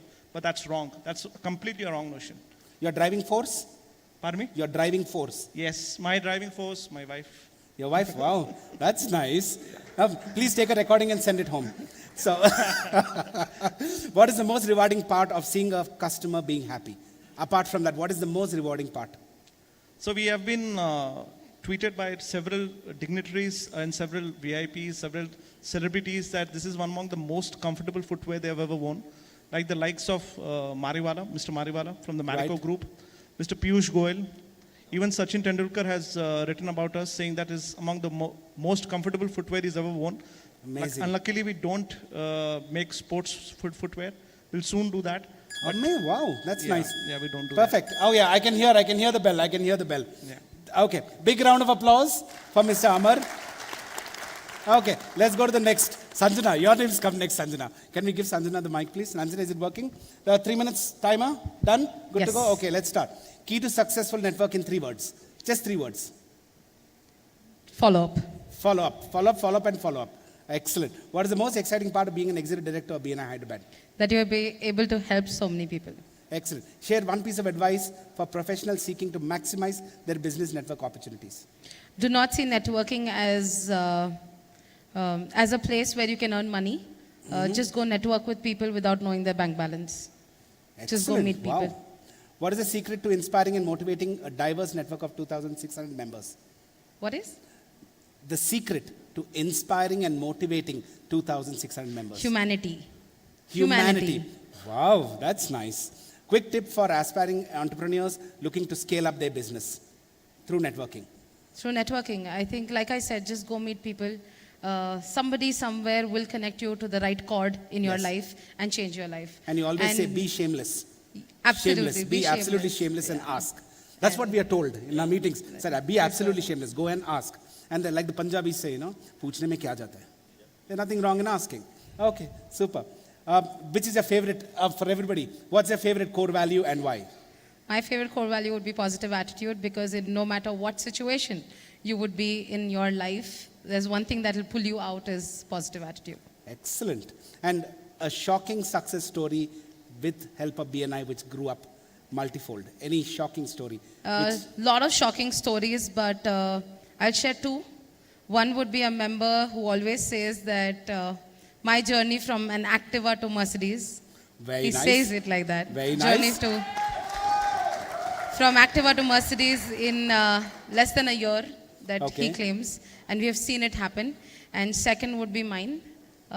From being somebody who did not know the world, understand the world, today standing over here or sitting over here in front of people and talking. So Amazing, amazing. a life success story of BNI. You have a very dynamic role. What is the secret of your work life and personal life? How do you balance out the equation? I never look at balancing. I think both are one. Yes, I know. I'm messaging Sanjana at night, 12 o'clock, and I still get a reply, and she says, it'll be done. But Don't I worry. think simple answer to this is a family that is very supportive. So you don't really have to see a personal life, because your personal life is so supportive. कि यार, जो उखाड़ना है उखाड़ो, जाओ, we are with you. Okay, last. You told that many people have taken the stalls for the first time. Yeah. Especially, what advice can you give them? Because they will be a bit nervous about something new like this. What is that little advice you can give them when they put up a stall over there? So I would like to say to all stall owners that very strange, it will be very surprising for you to hear this, but do not be at your stall. Network with people and drive them to your stall. That would something that I would say. Yes, I can hear it. Sanjana, it is more necessary because we have to follow BNI rules. A big round of applause for Sanjana, guys. Big round of applause. Mr. Venugopal garu, Miru. Mic panchesunda. 3 minutes on the clock. Perfect. Your top strategy to address unemployment. Top strategy. Number 1. అంటే అదే విలేజ్లో units పెట్టించేసి వాళ్ళకు employment కల్పించడం. Okay. Self employment. ఇప్పుడు from MSME leaders city నుంచి అక్కడ వెళ్ళేసి వాళ్ళకి నేర్పిస్తారంట. ఎస్ సార్, యాక్చువల్గా మనకు throughout state wide every district ఒక డిస్ట్రిక్ట్ డైరెక్టర్ ఉంటాడు. వాళ్ళ అండర్లో ఫీల్డ్ మేనేజర్స్ పనిచేస్తారు. ఒక 3 మండలాస్కి ఒక ఫీల్డ్ మేనేజర్ ఉంటాడు. Okay, 1 field manager. Field manager. ఈ ఫీల్డ్ మేనేజర్ ఎవ్రీడే ఒక విలేజ్కి వెళ్ళి అక్కడ ఉన్నటువంటి కొంతమంది సెల్ఫ్ హెల్ప్ గ్రూప్స్ వీళ్ళందరినీ గ్యాదర్ చేసేసి వాళ్లకు ఈ మోటివేషన్ అనమాట. ఆల్మోస్ట్ ఎన్ని ఫీల్డ్ మేనేజర్స్ ఉంటాయండి మీకు? సార్, ఎన్ని ఫీల్డ్ మేనేజర్స్ ఉంటాయి మీ కింద? ఫీల్డ్ మేనేజర్స్ వచ్చి 3 మండలాస్కి ఒక ఫీల్డ్ మేనేజర్ ఉంటారు సార్. ఓకే. Around 400 members 400. పనిచేస్తారు. So they are almost 400 field members who report to him just to give improvement in villages. Yes. Wow, every day. Everyday ఒక village. Wow. ఒక చిన్న అంటే seminar లాగా ఒకటి గ్యాదర్ చేసేసి వాళ్ళకి అవేర్నెస్ తీసుకొస్తారనమాట. అసలు ఎంఎస్ఎంఈలో ఏముంటుంది, ఎలా చేయొచ్చు, ఈ యూనిట్స్ ఎలా పెట్టచ్చు, దీనికి ఏంటి అనే దాని మీద ఒక అవేర్నెస్ తీసుకొచ్చి వాళ్ళు ఏదైనా సరే ఒక యూనిట్ పెట్టాలి అనుకుంటే వాళ్ళకు హెల్ప్ చేస్తాం అనమాట. Are the people in the villages open? వాళ్ళ విలేజ్లో ఓపెన్ ఉంటారా? ఇట్లా సడన్గా వచ్చేసి మీరు బిజినెస్ మీరు ఎక్స్పాండ్ చేయండి అంటే will people be open to? యాక్చువల్గా ఇది వాళ్ళు ఏదో ఒకటి చేసుకోవాలని ఉంటుందండి. వాళ్ళకి ఏంటంటే మనీ లేకపోతుంది. విలేజ్లో ఏంటంటే ఒక యూనిట్ పెట్టుకోవాలనుకుంటారు, కానీ ఫైనాన్షియల్ సపోర్ట్ ఉండదు. యాక్చువల్గా ఏంటంటే బ్యాంకర్స్ కూడా వాళ్ళ సెక్యూరిటీ ఇవన్నీ చూస్తారు. ఇప్పుడు మేమేం చేస్తున్నామంటే వీళ్ళు ఏదైనా ఒక యూనిట్ పెట్టుకోవాలనుకోండి, ఆ యూనిట్కి సంబంధించి రా మెటీరియల్, మిషనరీ టోటల్గా ఎంఎస్ఎంఈ ప్రమోషన్ కౌన్సిల్ నుంచి ప్రొవైడ్ చేస్తాం. వావ్, వాళ్ళు జస్ట్ ఆ ప్లేస్ Right. పవర్ ఇవి వాళ్ళు ఏర్పాటు చేసుకుంటే మేము దానికి సంబంధించిన machinery raw material 1 month or 3 months raw material provide చేస్తాం. Perfect. For all of you to know, so what they basically do is, in villages, they go meet people. What MSME's job is, if they go to somebody, they see what they do, they give them the machinery, they give them the advice, they give them the know-hows, and after that, they only follow up, but they take care of everything else. So basically, you are scaling up people in villages. Yes. What they can do 1 a day, you make them do 10 a day. Yes. Excellent. And how many women have you touched? How many lives of how many women have you touched so far? అంటే ఇప్పుడే start అయిందండి యాక్చువల్గా. Okay. ఇప్పుడు ఈ network ఏర్పాటు చేస్తున్నాం. ప్రస్తుతం అయితే తెలంగాణ స్టేట్ వైడ్ ఫీల్డ్ మేనేజర్స్ని అపాయింట్ చేస్తున్నాం. ఈ నెక్స్ట్ మంత్ ఎండింగ్ నుంచి వర్క్ స్టార్ట్ అవుతుంది సార్. Work start చేస్తుంది. Yes. Perfect. Thank you very much. Thank Thank you. Big round of applause, please. Okay. Your turn. Your turn. Thank you. Okay. Yeah, you can. I'll start off with the question I missed on. And I would also like to borrow some more time from others that didn't finish up their Yes. time, right? I think you can take Anish's time. Yeah. Perfect. Ready? Good to go? Perfect.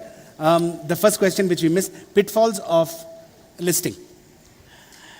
Okay, so this is out of context, right? It's not a rapid fire. So pitfalls is people try to hide things, okay? So the stock exchange is very difficult. Information, what is being traded on the stock exchange is purely information. Because there's a perception on both sides, buyers as well as the seller. It's only an interpretation of the information that is happening on the stock exchange, Right. because nothing is happening on the company on the ground that changes those perceptions or those prices. So if your information is correct, it's truthful, that is the only thing you are required to ensure if you are going to be listed on the stock exchange. Don't play with that primordial rule. Don't play with that. Don't play with as that. long as you don't do that, you are good. Excellent. Good to go. Great. Good to go. Now will come the real part. Yeah, Early thank bird or night owl? Early bird. Early bird. Excellent. Most memorable moment in SCBI? Sorry. On. Most memorable moment. Okay. So. I know it is personal. So it's good to go. Good to go. Hit it. So, the very choice of career was purely by chance, right? By So, after graduation, post-graduation, we were just wondering, and suddenly this company comes up, and that day, we are not prepared for the interview. It's a campus recruitment, and somebody said, SEBI has come. We got through, 10 of us from Symbiosis Institute of Business Management, Pune. Then when I went back home, I told my father, look, this is just, they are offering me 5,000 rupees. I'm talking of 95.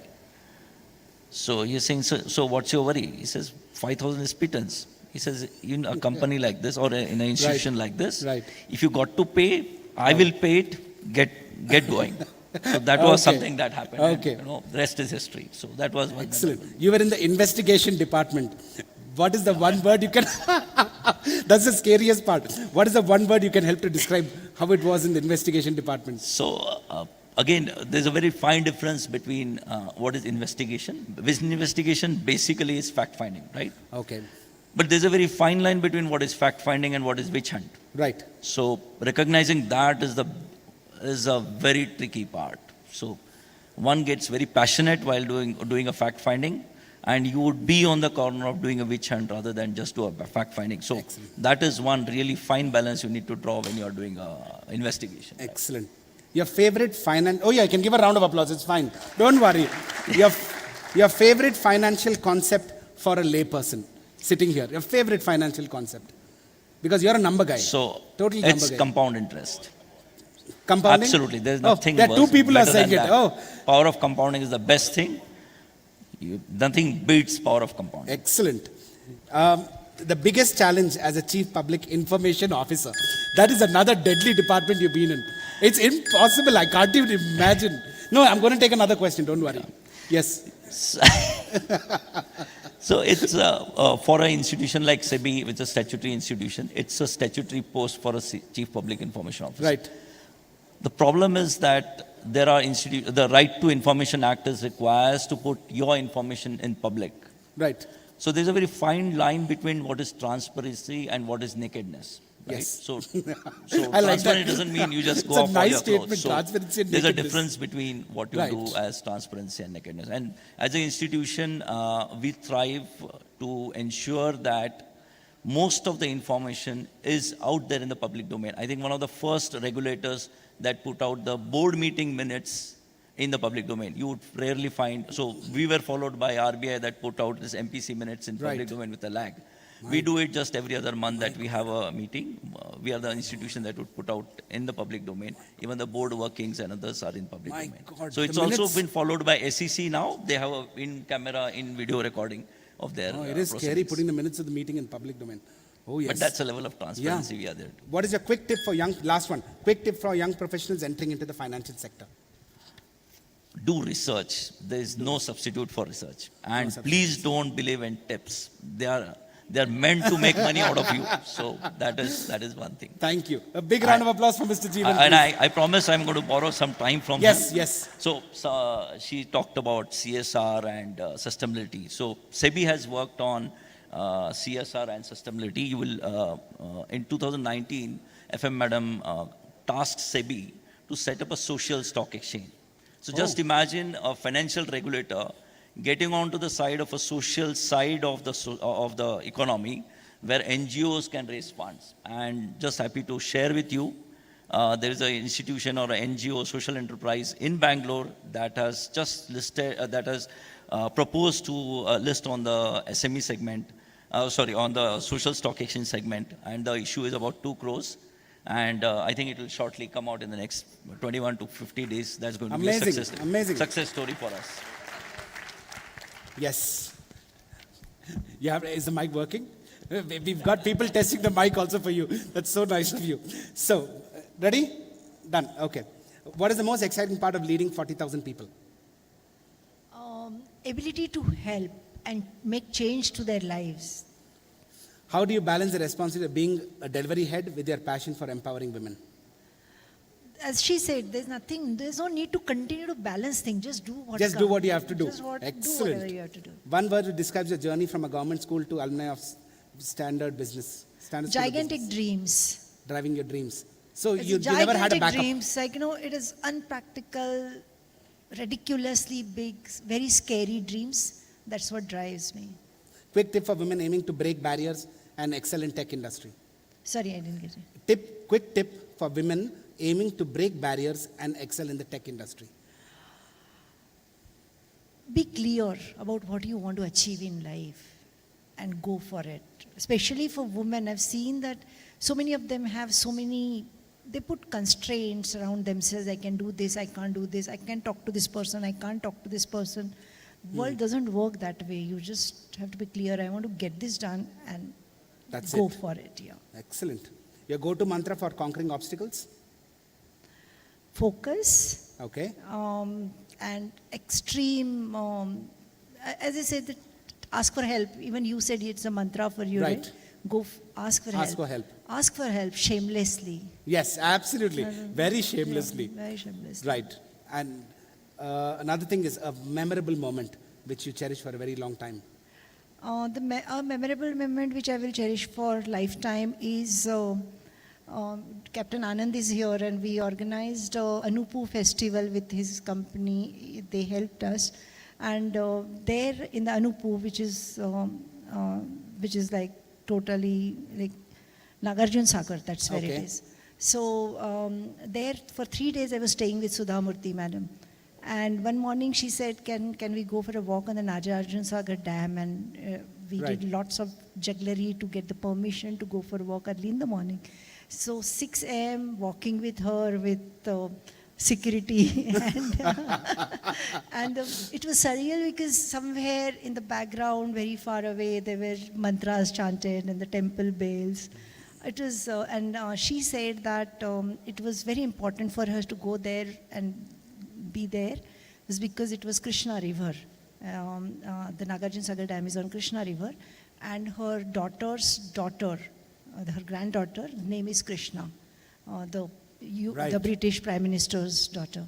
So that was only place where she said I want to take photographs because she Okay. wanted to tell her granddaughter that, you know what, I met I took a Krishna photo. River. That's your Excellent. name. So- Excellent. Yes. There, I know. I thought you said They it's try to an make my ask life very difficult. Yeah, and the worst part is, in our BNI meetings, they give 30 seconds to speak. Okay? And as soon as you say 30 seconds, you say, my name is this, my company is this, I want to promote this. As soon as the bell rings, see, that's how. The president looks at you and he says, it's high time you just sit down. And then you act a little more smart, the vice president look at you and say, you know what, we're going to throw you out of the group. You know, so it's literally a whole risk. Yes. A book which inspires you. There's so many. Many lives, many masters. Excellent. Great. A big round of applause for Manisha. And even bigger round of applause for the guy who's eating the bell. He's making my life an absolute misery. Absolute misery. Please, over to you.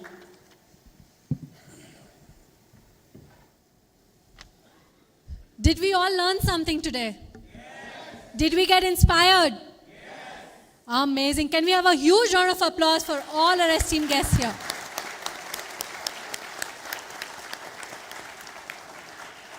This is the time when the audience sitting here today gets to interact with the panel.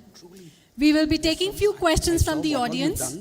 I request the audience to kindly raise your hand, and our volunteer, Hassan and Vinay. Hassan and Vinay, can you raise your hand?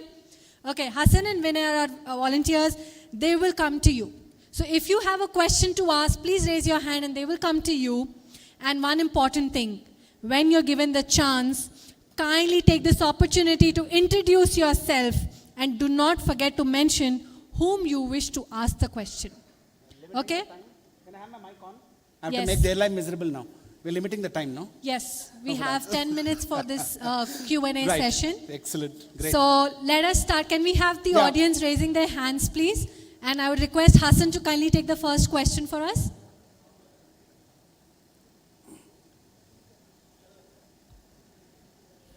Okay, we'll start with the lady. Ma'am, don't forget to introduce yourself. Check. Okay. Good morning, everyone. Good morning. Thank you, panel. It's been very inspiring. My name is Flight Lieutenant Sonali. I'm from BNI Jewel, and I'm into trainings, soft skill training. So my question is to Wing Commander Anis sir. Sir, you are also into the service industry, and I'm also into service industry. So what is that one value which we should carry when we are doing this business?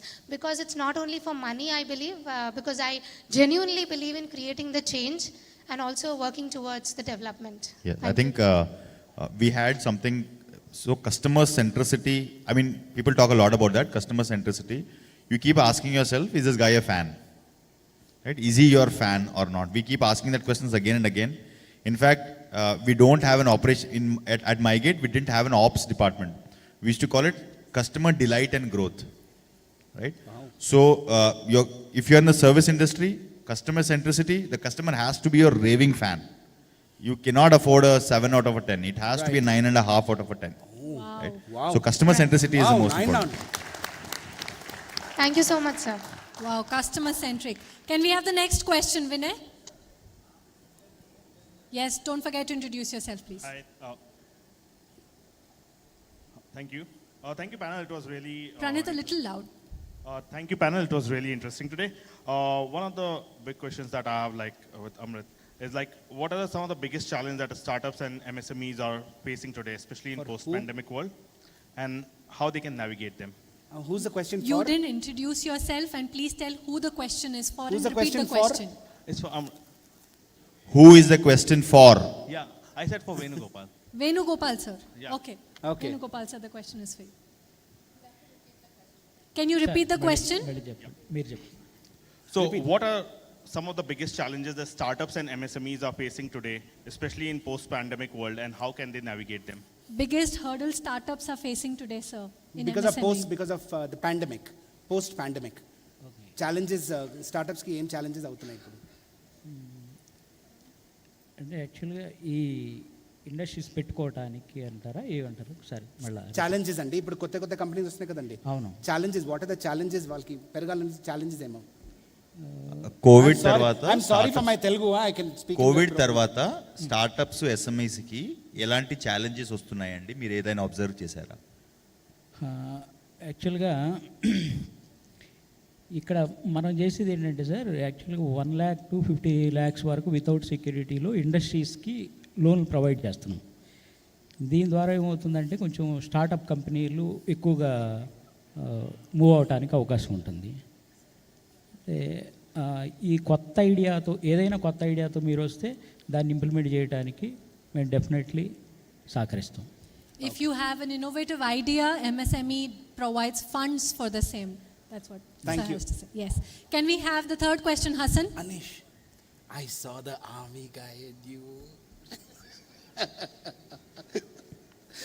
Yes. Don't forget to introduce yourself and who the question is for. Good morning. Good morning. This is Dinesh Nanda from Hydrogen Events. I own an event company. I am from BNI Victory Chapter, 6-year-old member. So I have a question for Jeevan sir. Jeevan sir. Sir, there are a lot of people who want to invest, and we get so many calls. Somebody says, I want you invest in systematic invest plan, mutual funds. Somebody says invest in shares, Nifty 50, Nifty 100, Nifty 1000. Somebody says we have a computer that will take care. You just invest it, we'll give you 4% return every month. So as an investor, where do we go, sir?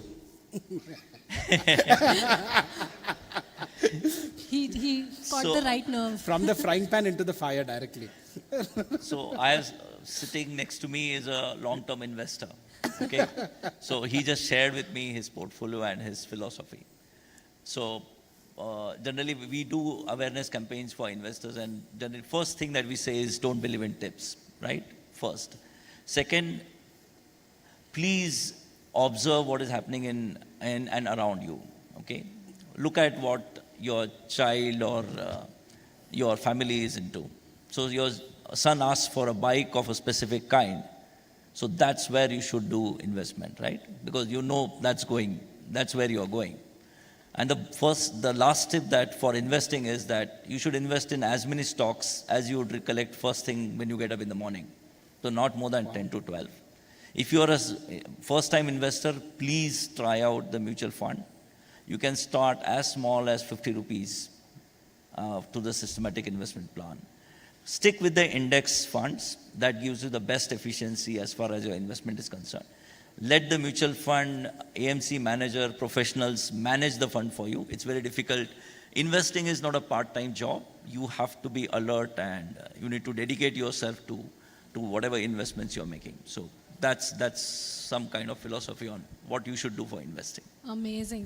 Can we have a Thank huge you, round of applause? I have one question, sir, for you. One stock that you recommend. Everybody over here. He can't. He just can't. Okay. Can we take See, what you have to do is you have to switch off the cameras. The room has to be completely dark. Nothing's to be seen. And then you throw darts in the dark. Just and a then friendly it hits. And the voice modulation will change. You do not know. Please, Okay. go ahead. We'll take the next question, Vinay. Yes. Good morning, everyone. This is Disha Gupta representing Durga Gold and Silver. It's a 26-year-old jewelry mall. You have to in hold it MG Road, closer. Secunderabad. Little They're not louder, able to we hear can't it. hear you. Okay, this is Disha Gupta representing Durga Gold and Silver. It's a 26-year-old jewelry mall at MG Road, Secunderabad. So my question is to Mr. Amarpreet. These days, a lot of D2C brands are, growing popular in the country. And on the other hand, there are a lot of businesses that still operate with the traditional supply chain. So do you think that there are any glaring challenges that they should look at, and how do they get through these challenges? Again, it is not about D2C brands or traditional businesses. The challenges are there for both the industries.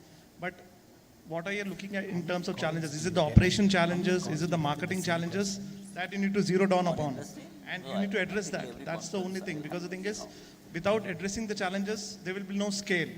So whether it is D2C brands, we have day-to-day challenges. We address that challenges.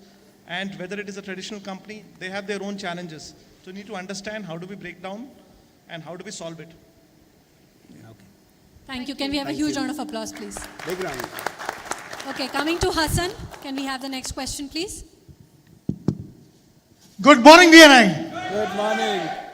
Well, this is Ali Asgar into paint sales and services, serving the industry since last 55 years. Don't go with my age. It's my father's business which I'm running though. So the question is to our Executive Director, Sanjana Shah, the most dynamic leader, the youngest leader maybe in the world of BNI. So Sanjana, we've exponentially grown in the last few years. We've done a world record recently. I know you will not stop here. So what is the next thing for us? All right. It is not my question. I'm sure this is all our questions. All right. So immediate next thing for us is look at helping all of these 1,000 people to understand BNI and stay in BNI. Right now, a lot of people who got added are confused of how the ecosystem works. So to all the seasoned members who are listening to me, let's be there as mentors to all these 1,000 people who have got added in one day, and make sure that we help them understand the ecosystem and then take a decision whether they want to stay in the ecosystem or not. Right now, I see that they are leaving the ecosystem without understanding it. So let's make sure that we help them understand what BNI is, show them the power of BNI, and then leave the decision on them whether they want to continue or not. Thank you so much. We are with you, Sanjana. Thank you. And I think that is something we also apply on our businesses. Mentoring is very important. Can we have Vinay asking the next question? Good morning, BNI. Good morning. I'm Suman Rangabhashyam from SR Business Solutions, a training and consultancy firm. My question is to Mrs. Manisha Sabu. As technology continues to evolve, what strategies do you think training companies should employ to ensure that their courses remain relevant and in tune with the emerging needs of the IT industry? Very interesting question, because once upon a time we used to have IT industry or the IT companies. Now every company cannot survive unless they are IT savvy.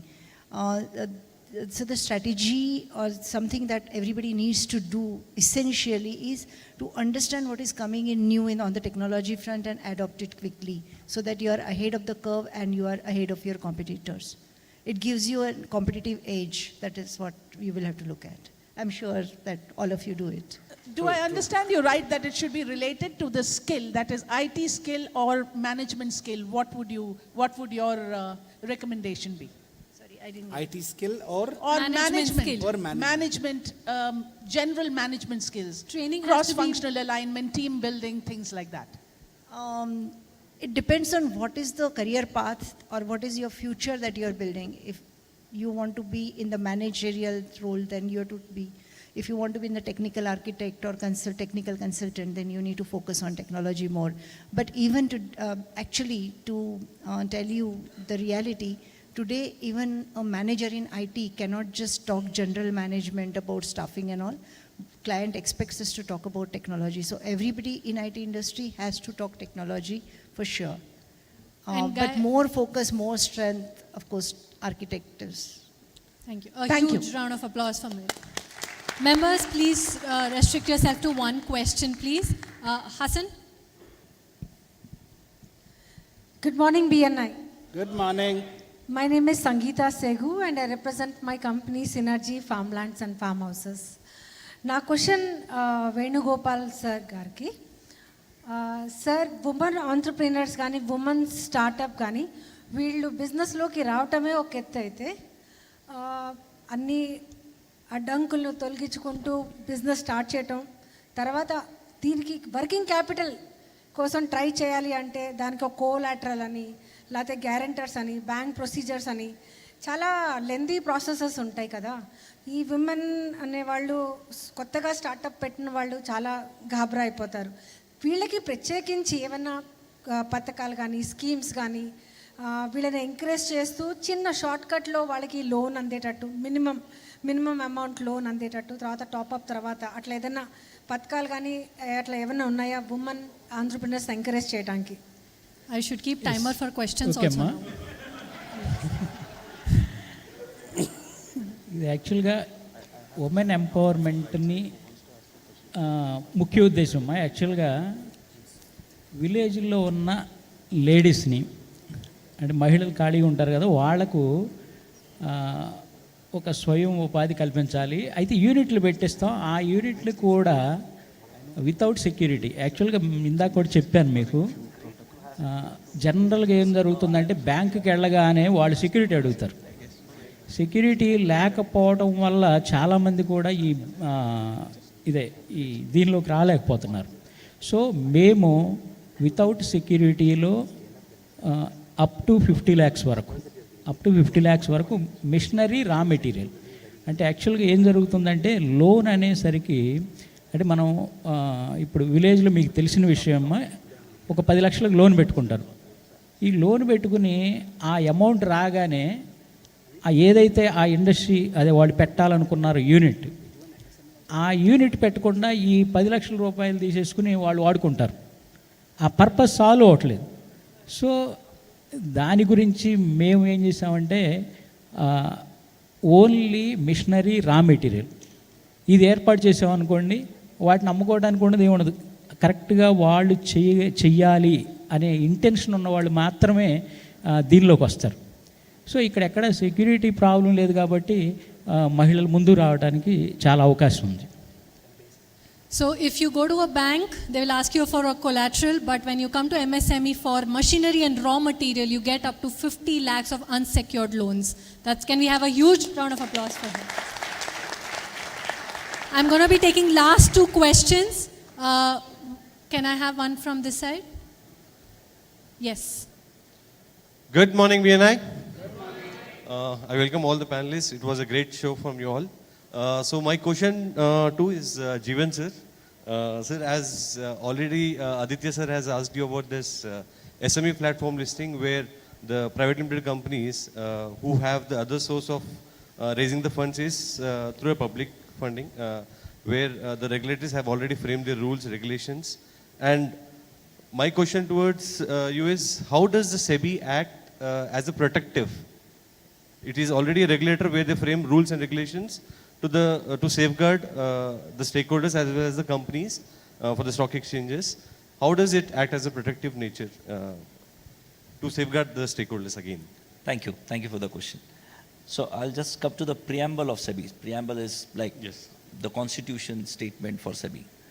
The first part of that thing is protection of the investor's interest. The second part is regulation and then development. This is probably a unique mandate anywhere given to a financial sector regulator, especially a securities market regulator. So nowhere in the world an agency or a financial regulator has been given this threefold task. But our primary focus, so when we are stuck in a situation where we don't know where to go, the first part of protection of investor interest is something that will sway our decision on that particular side. So there are various ways. One is we regulate to ensure that we put in place laws that ensure that the investor and the market players get a level playing field to operate in the market. So there's no favoritism. So people, if they have to play by the rules of that particular game. So that's the first thing we try to do. The second thing is to instill confidence. So while we have put in the regulations, if we do not ensure that people comply and we do not enforce those laws, people's confidence in this particular system will not be there.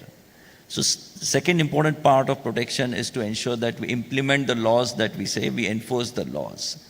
And the third thing that we do as part of our preamble protection is also awareness. So the kind of awareness campaigns SEBI does, be it on social media or otherwise, is to ensure that the investor takes decision based on information. So the third category of what SEBI does is ensures that there is timely and truthful information right out in the market. And that's where most of the laws that we make out come from that perspective, to put out information which is authentic, information which is prompt, and thus information which reaches the investors simultaneously is better able to take informed decision. So we always say our motto is informed investor is a protected investor. So that's the motto that we go by. Amazing. Can we have a huge round of applause for Jeevan sir? For the amount of transparency his company provides, it's truly amazing, sir. One last question, Hassan. Okay, namaste. Good morning, BNI. I am Kishore Kumar Madineni into farmlands, farmhouses on the banks of Manjira River. We have 140 acres of farmland venture.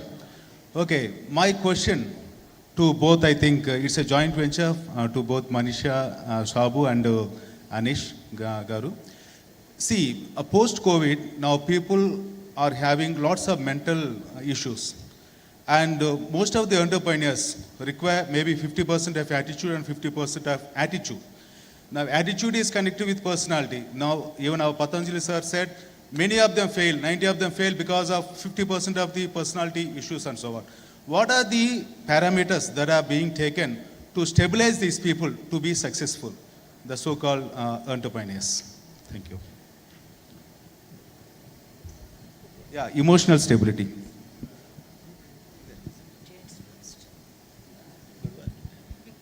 Yeah,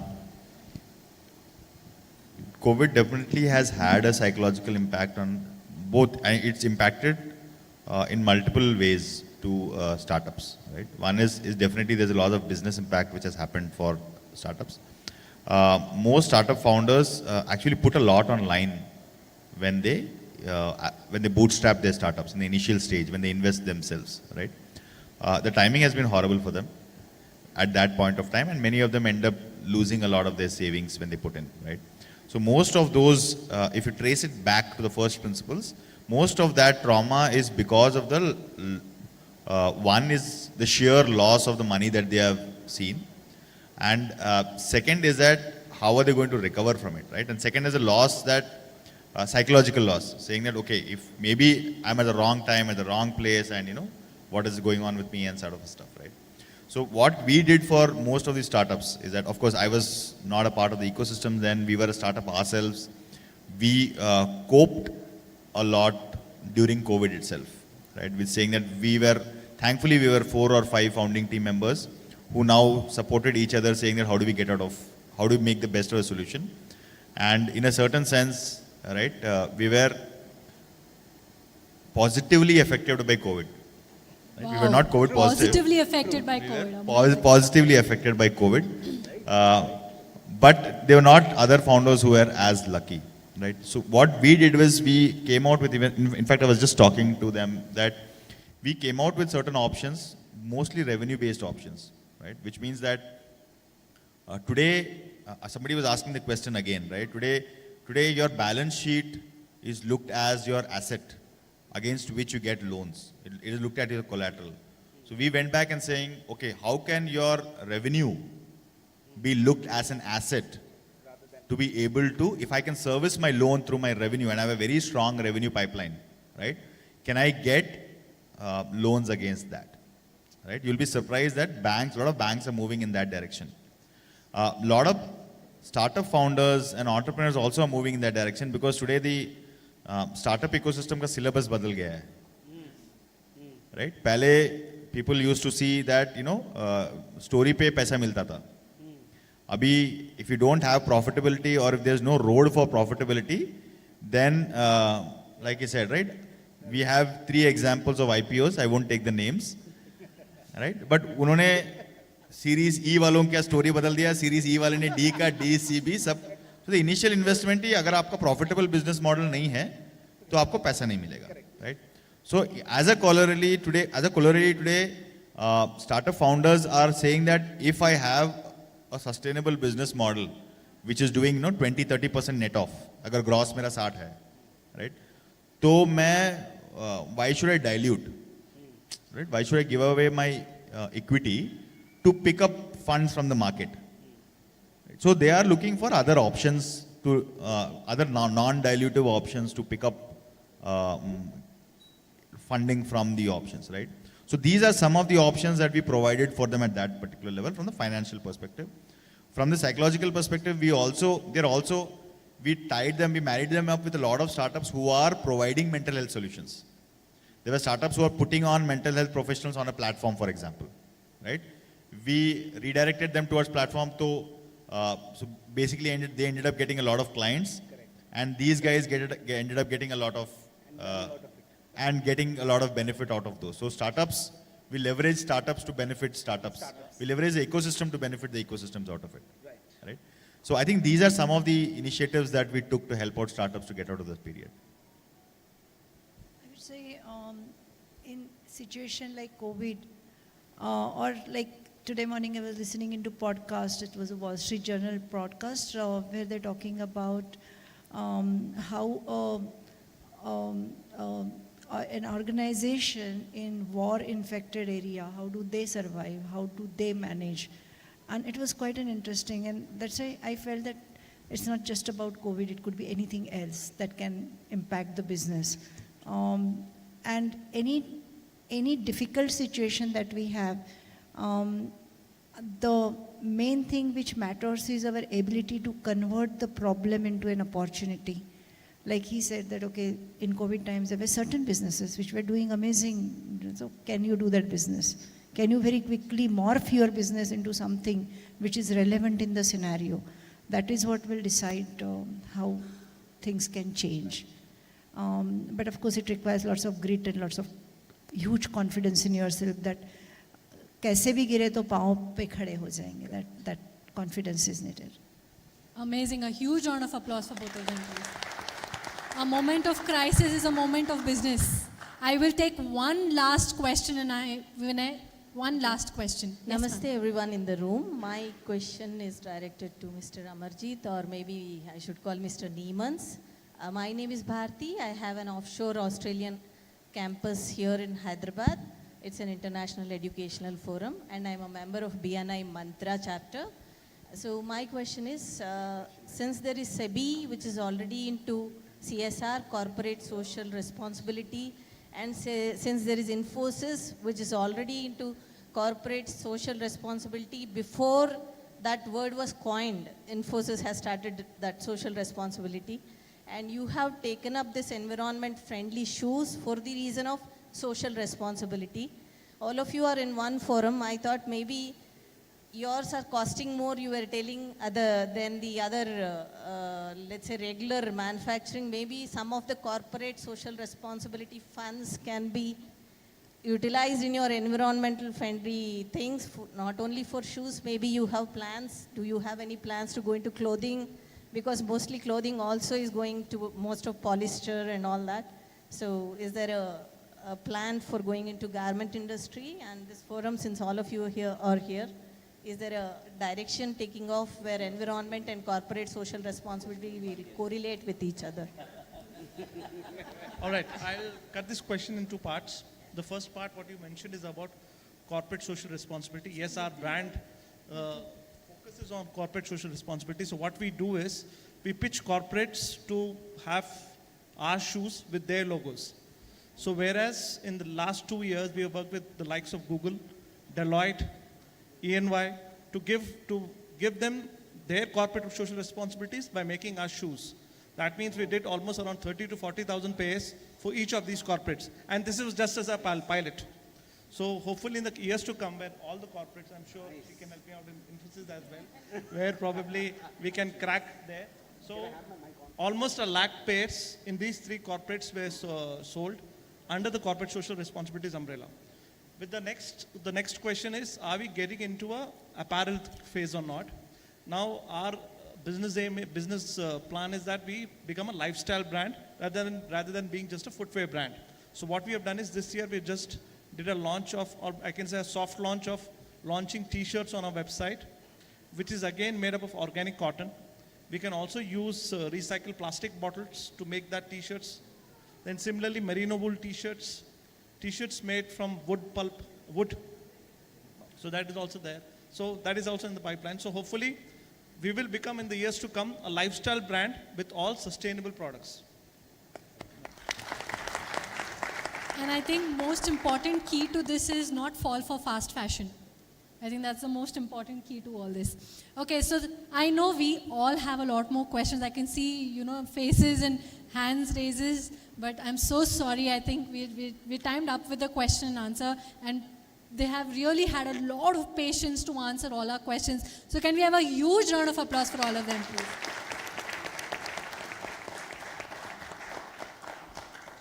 I would now like to felicitate our speakers. I would request our title sponsor for GoNat is Kamadenu Estates, which is into procuring farmlands and developing farm communities around Hyderabad, and are being represented by their stakeholder, Mr. Himavant from BNI Dynasty chapter and Mrs. Swati Yadla from BNI Legend chapter. They are passionate about creating green spaces for families to enjoy and spend time in nature.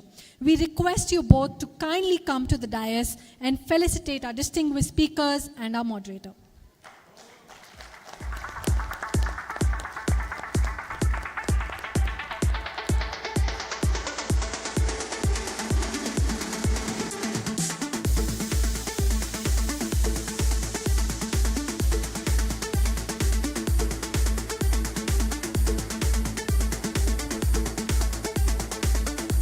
To felicitate, let me start with Mr. Jeevan.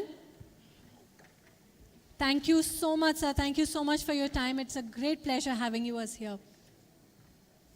Can we have a huge round of applause for them, please?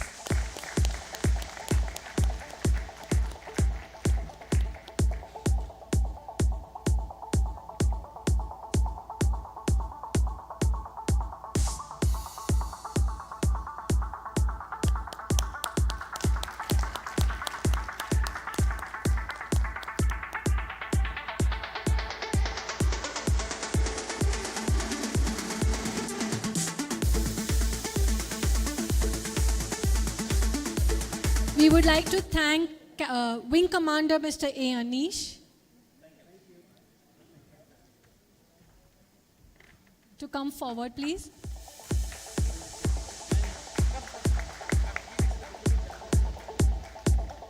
A huge round of applause for him, please.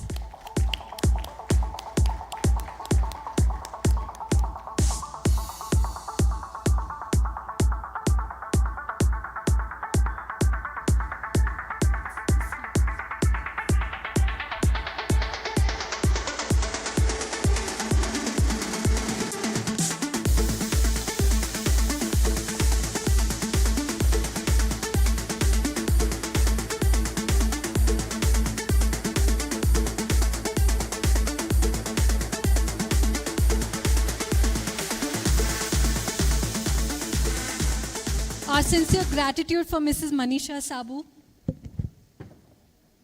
Thank you so much for your time and patience, ma'am. Can we have a huge round of applause for her, please?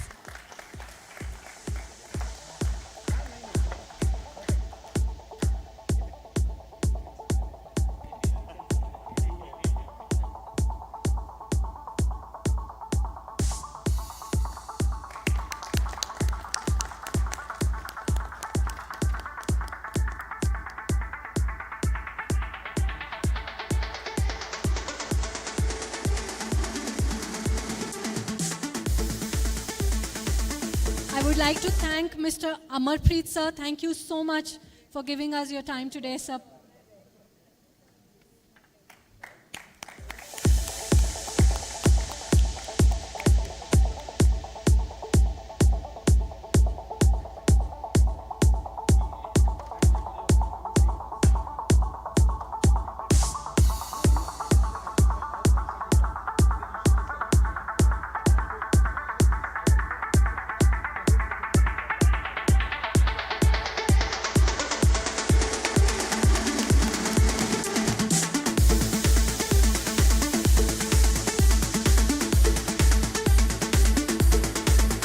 Honor to have Mr. Venugopal Rao, sir, between us.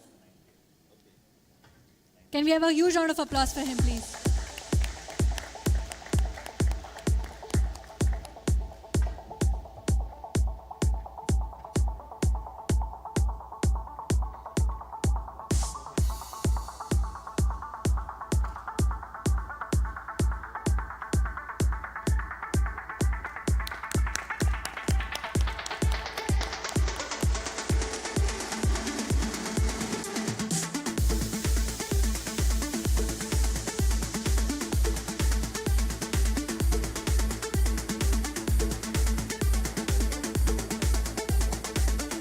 We have two more, please, just two more. We definitely have Sanjana Shah over here as one of the speakers, so thank you so much. A huge round of applause for Sanjana Shah, please.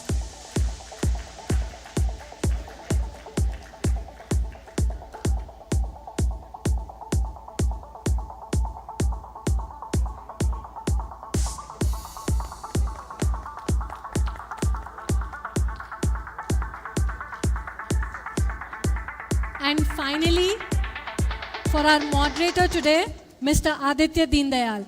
This was an amazing show done by Mr. Aditya.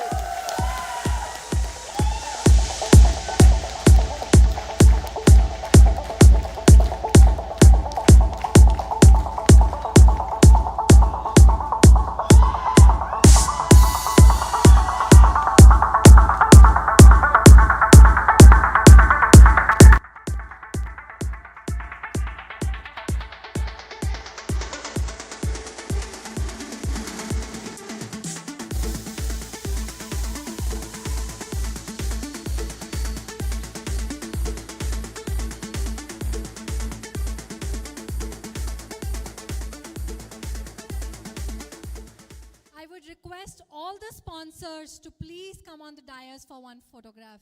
All the sponsors of the event, title sponsor Himawat, Style Walker sponsor Sushil Kumar, Happiness sponsor Viren Shah, Fashion Show sponsor Ajit, Gold sponsor Radha Krishna, Gold sponsor Karthik, Silver sponsor Mayank, Silver sponsor Lavanya, Silver sponsor Bharat Chanda, Silver sponsor Deepika Chalasani, Silver sponsor Manoj Sharma, Silver sponsor Ayush Bansal, event partner Captain Anand, photography partner Sandeep, digital partner Uttam Singh, Mr. Srinivasulu, and finally Shubham Agarwal. We would request, Captain Anand, I request all the sponsors to kindly come up on the stage.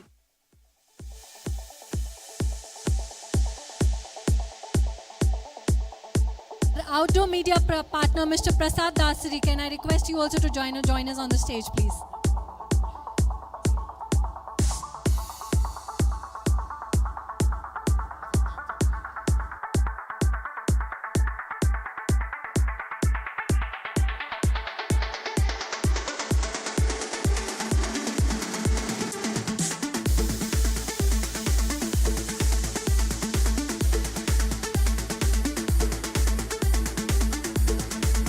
Can we have a huge round of applause for all our sponsors, please?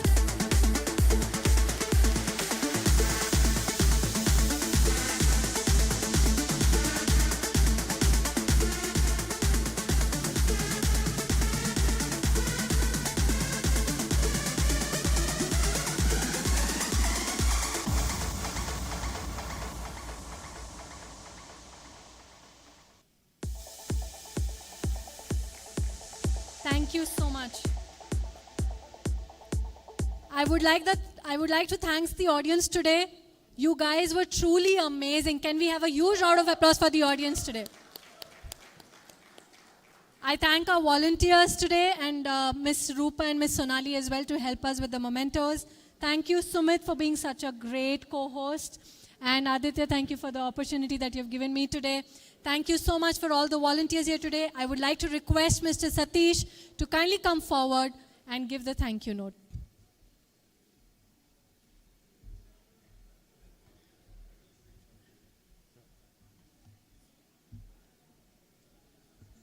Good morning, ladies and gentlemen. It fills my heart with immense gratitude to stand before all of you today and express my heartfelt appreciation for the extraordinary Gonat Talk Show. This event has been a remarkable platform for an enlightening panel discussion on the entrepreneurial journey, featuring such esteemed speakers and organized by a dedicated team. Firstly, I would like to extend my deepest gratitude to our esteemed panel speakers, Mr. Jeevan Sonparate from SEBI, Wing Commander Anish from T-Hub, Mrs. Manisha Sabu from Infosys, Ms. Sanjana Shah from BNI Hyderabad, and Mr. Amarpreet from Niemans, and Mr. Venugopal from MSME. Thank you for sharing your incredible knowledge and personal experiences with us. Your stories of entrepreneurship challenges faced and successes achieved have been truly inspiring. Your valuable insights will be undoubtedly resonate with aspiring entrepreneurs in the audience. I would also like to extend my profound thanks to our esteemed moderator, Aditya Deendayal, for skillfully guiding the discussion. A special recognition goes for the organizing team, expertly headed by Mr. Sumit Siktia, for their meticulous planning and execution. Without your hard work and dedication, this event would have not been possible. I extend my thanks to Ms. Kirti Thakur, Mr. Hassan, and team Vinay, and the team of volunteers for their unwavering commitment towards making this talk show an enormous success. Entrepreneurship is not an easy path, as it requires passion, determination, and resilience. Through this panel discussion, we have gained invaluable wisdom and guidance. Each speaker has left an indelible mark, and their words will continue to inspire and guide us on our own entrepreneurial journeys. Once again, I express my deepest appreciation to each one of you for creating a platform where ideas and experience could be shared, fostering a spirit of entrepreneurship and innovation. Thank you for your time, your insights, your dedication, and let's continue supporting and learning from each other as we grow ahead in the entrepreneurial journey. Thanks to all our sponsors for making this event a great success. Thank you, everyone, and we are open for the networking. Thank you.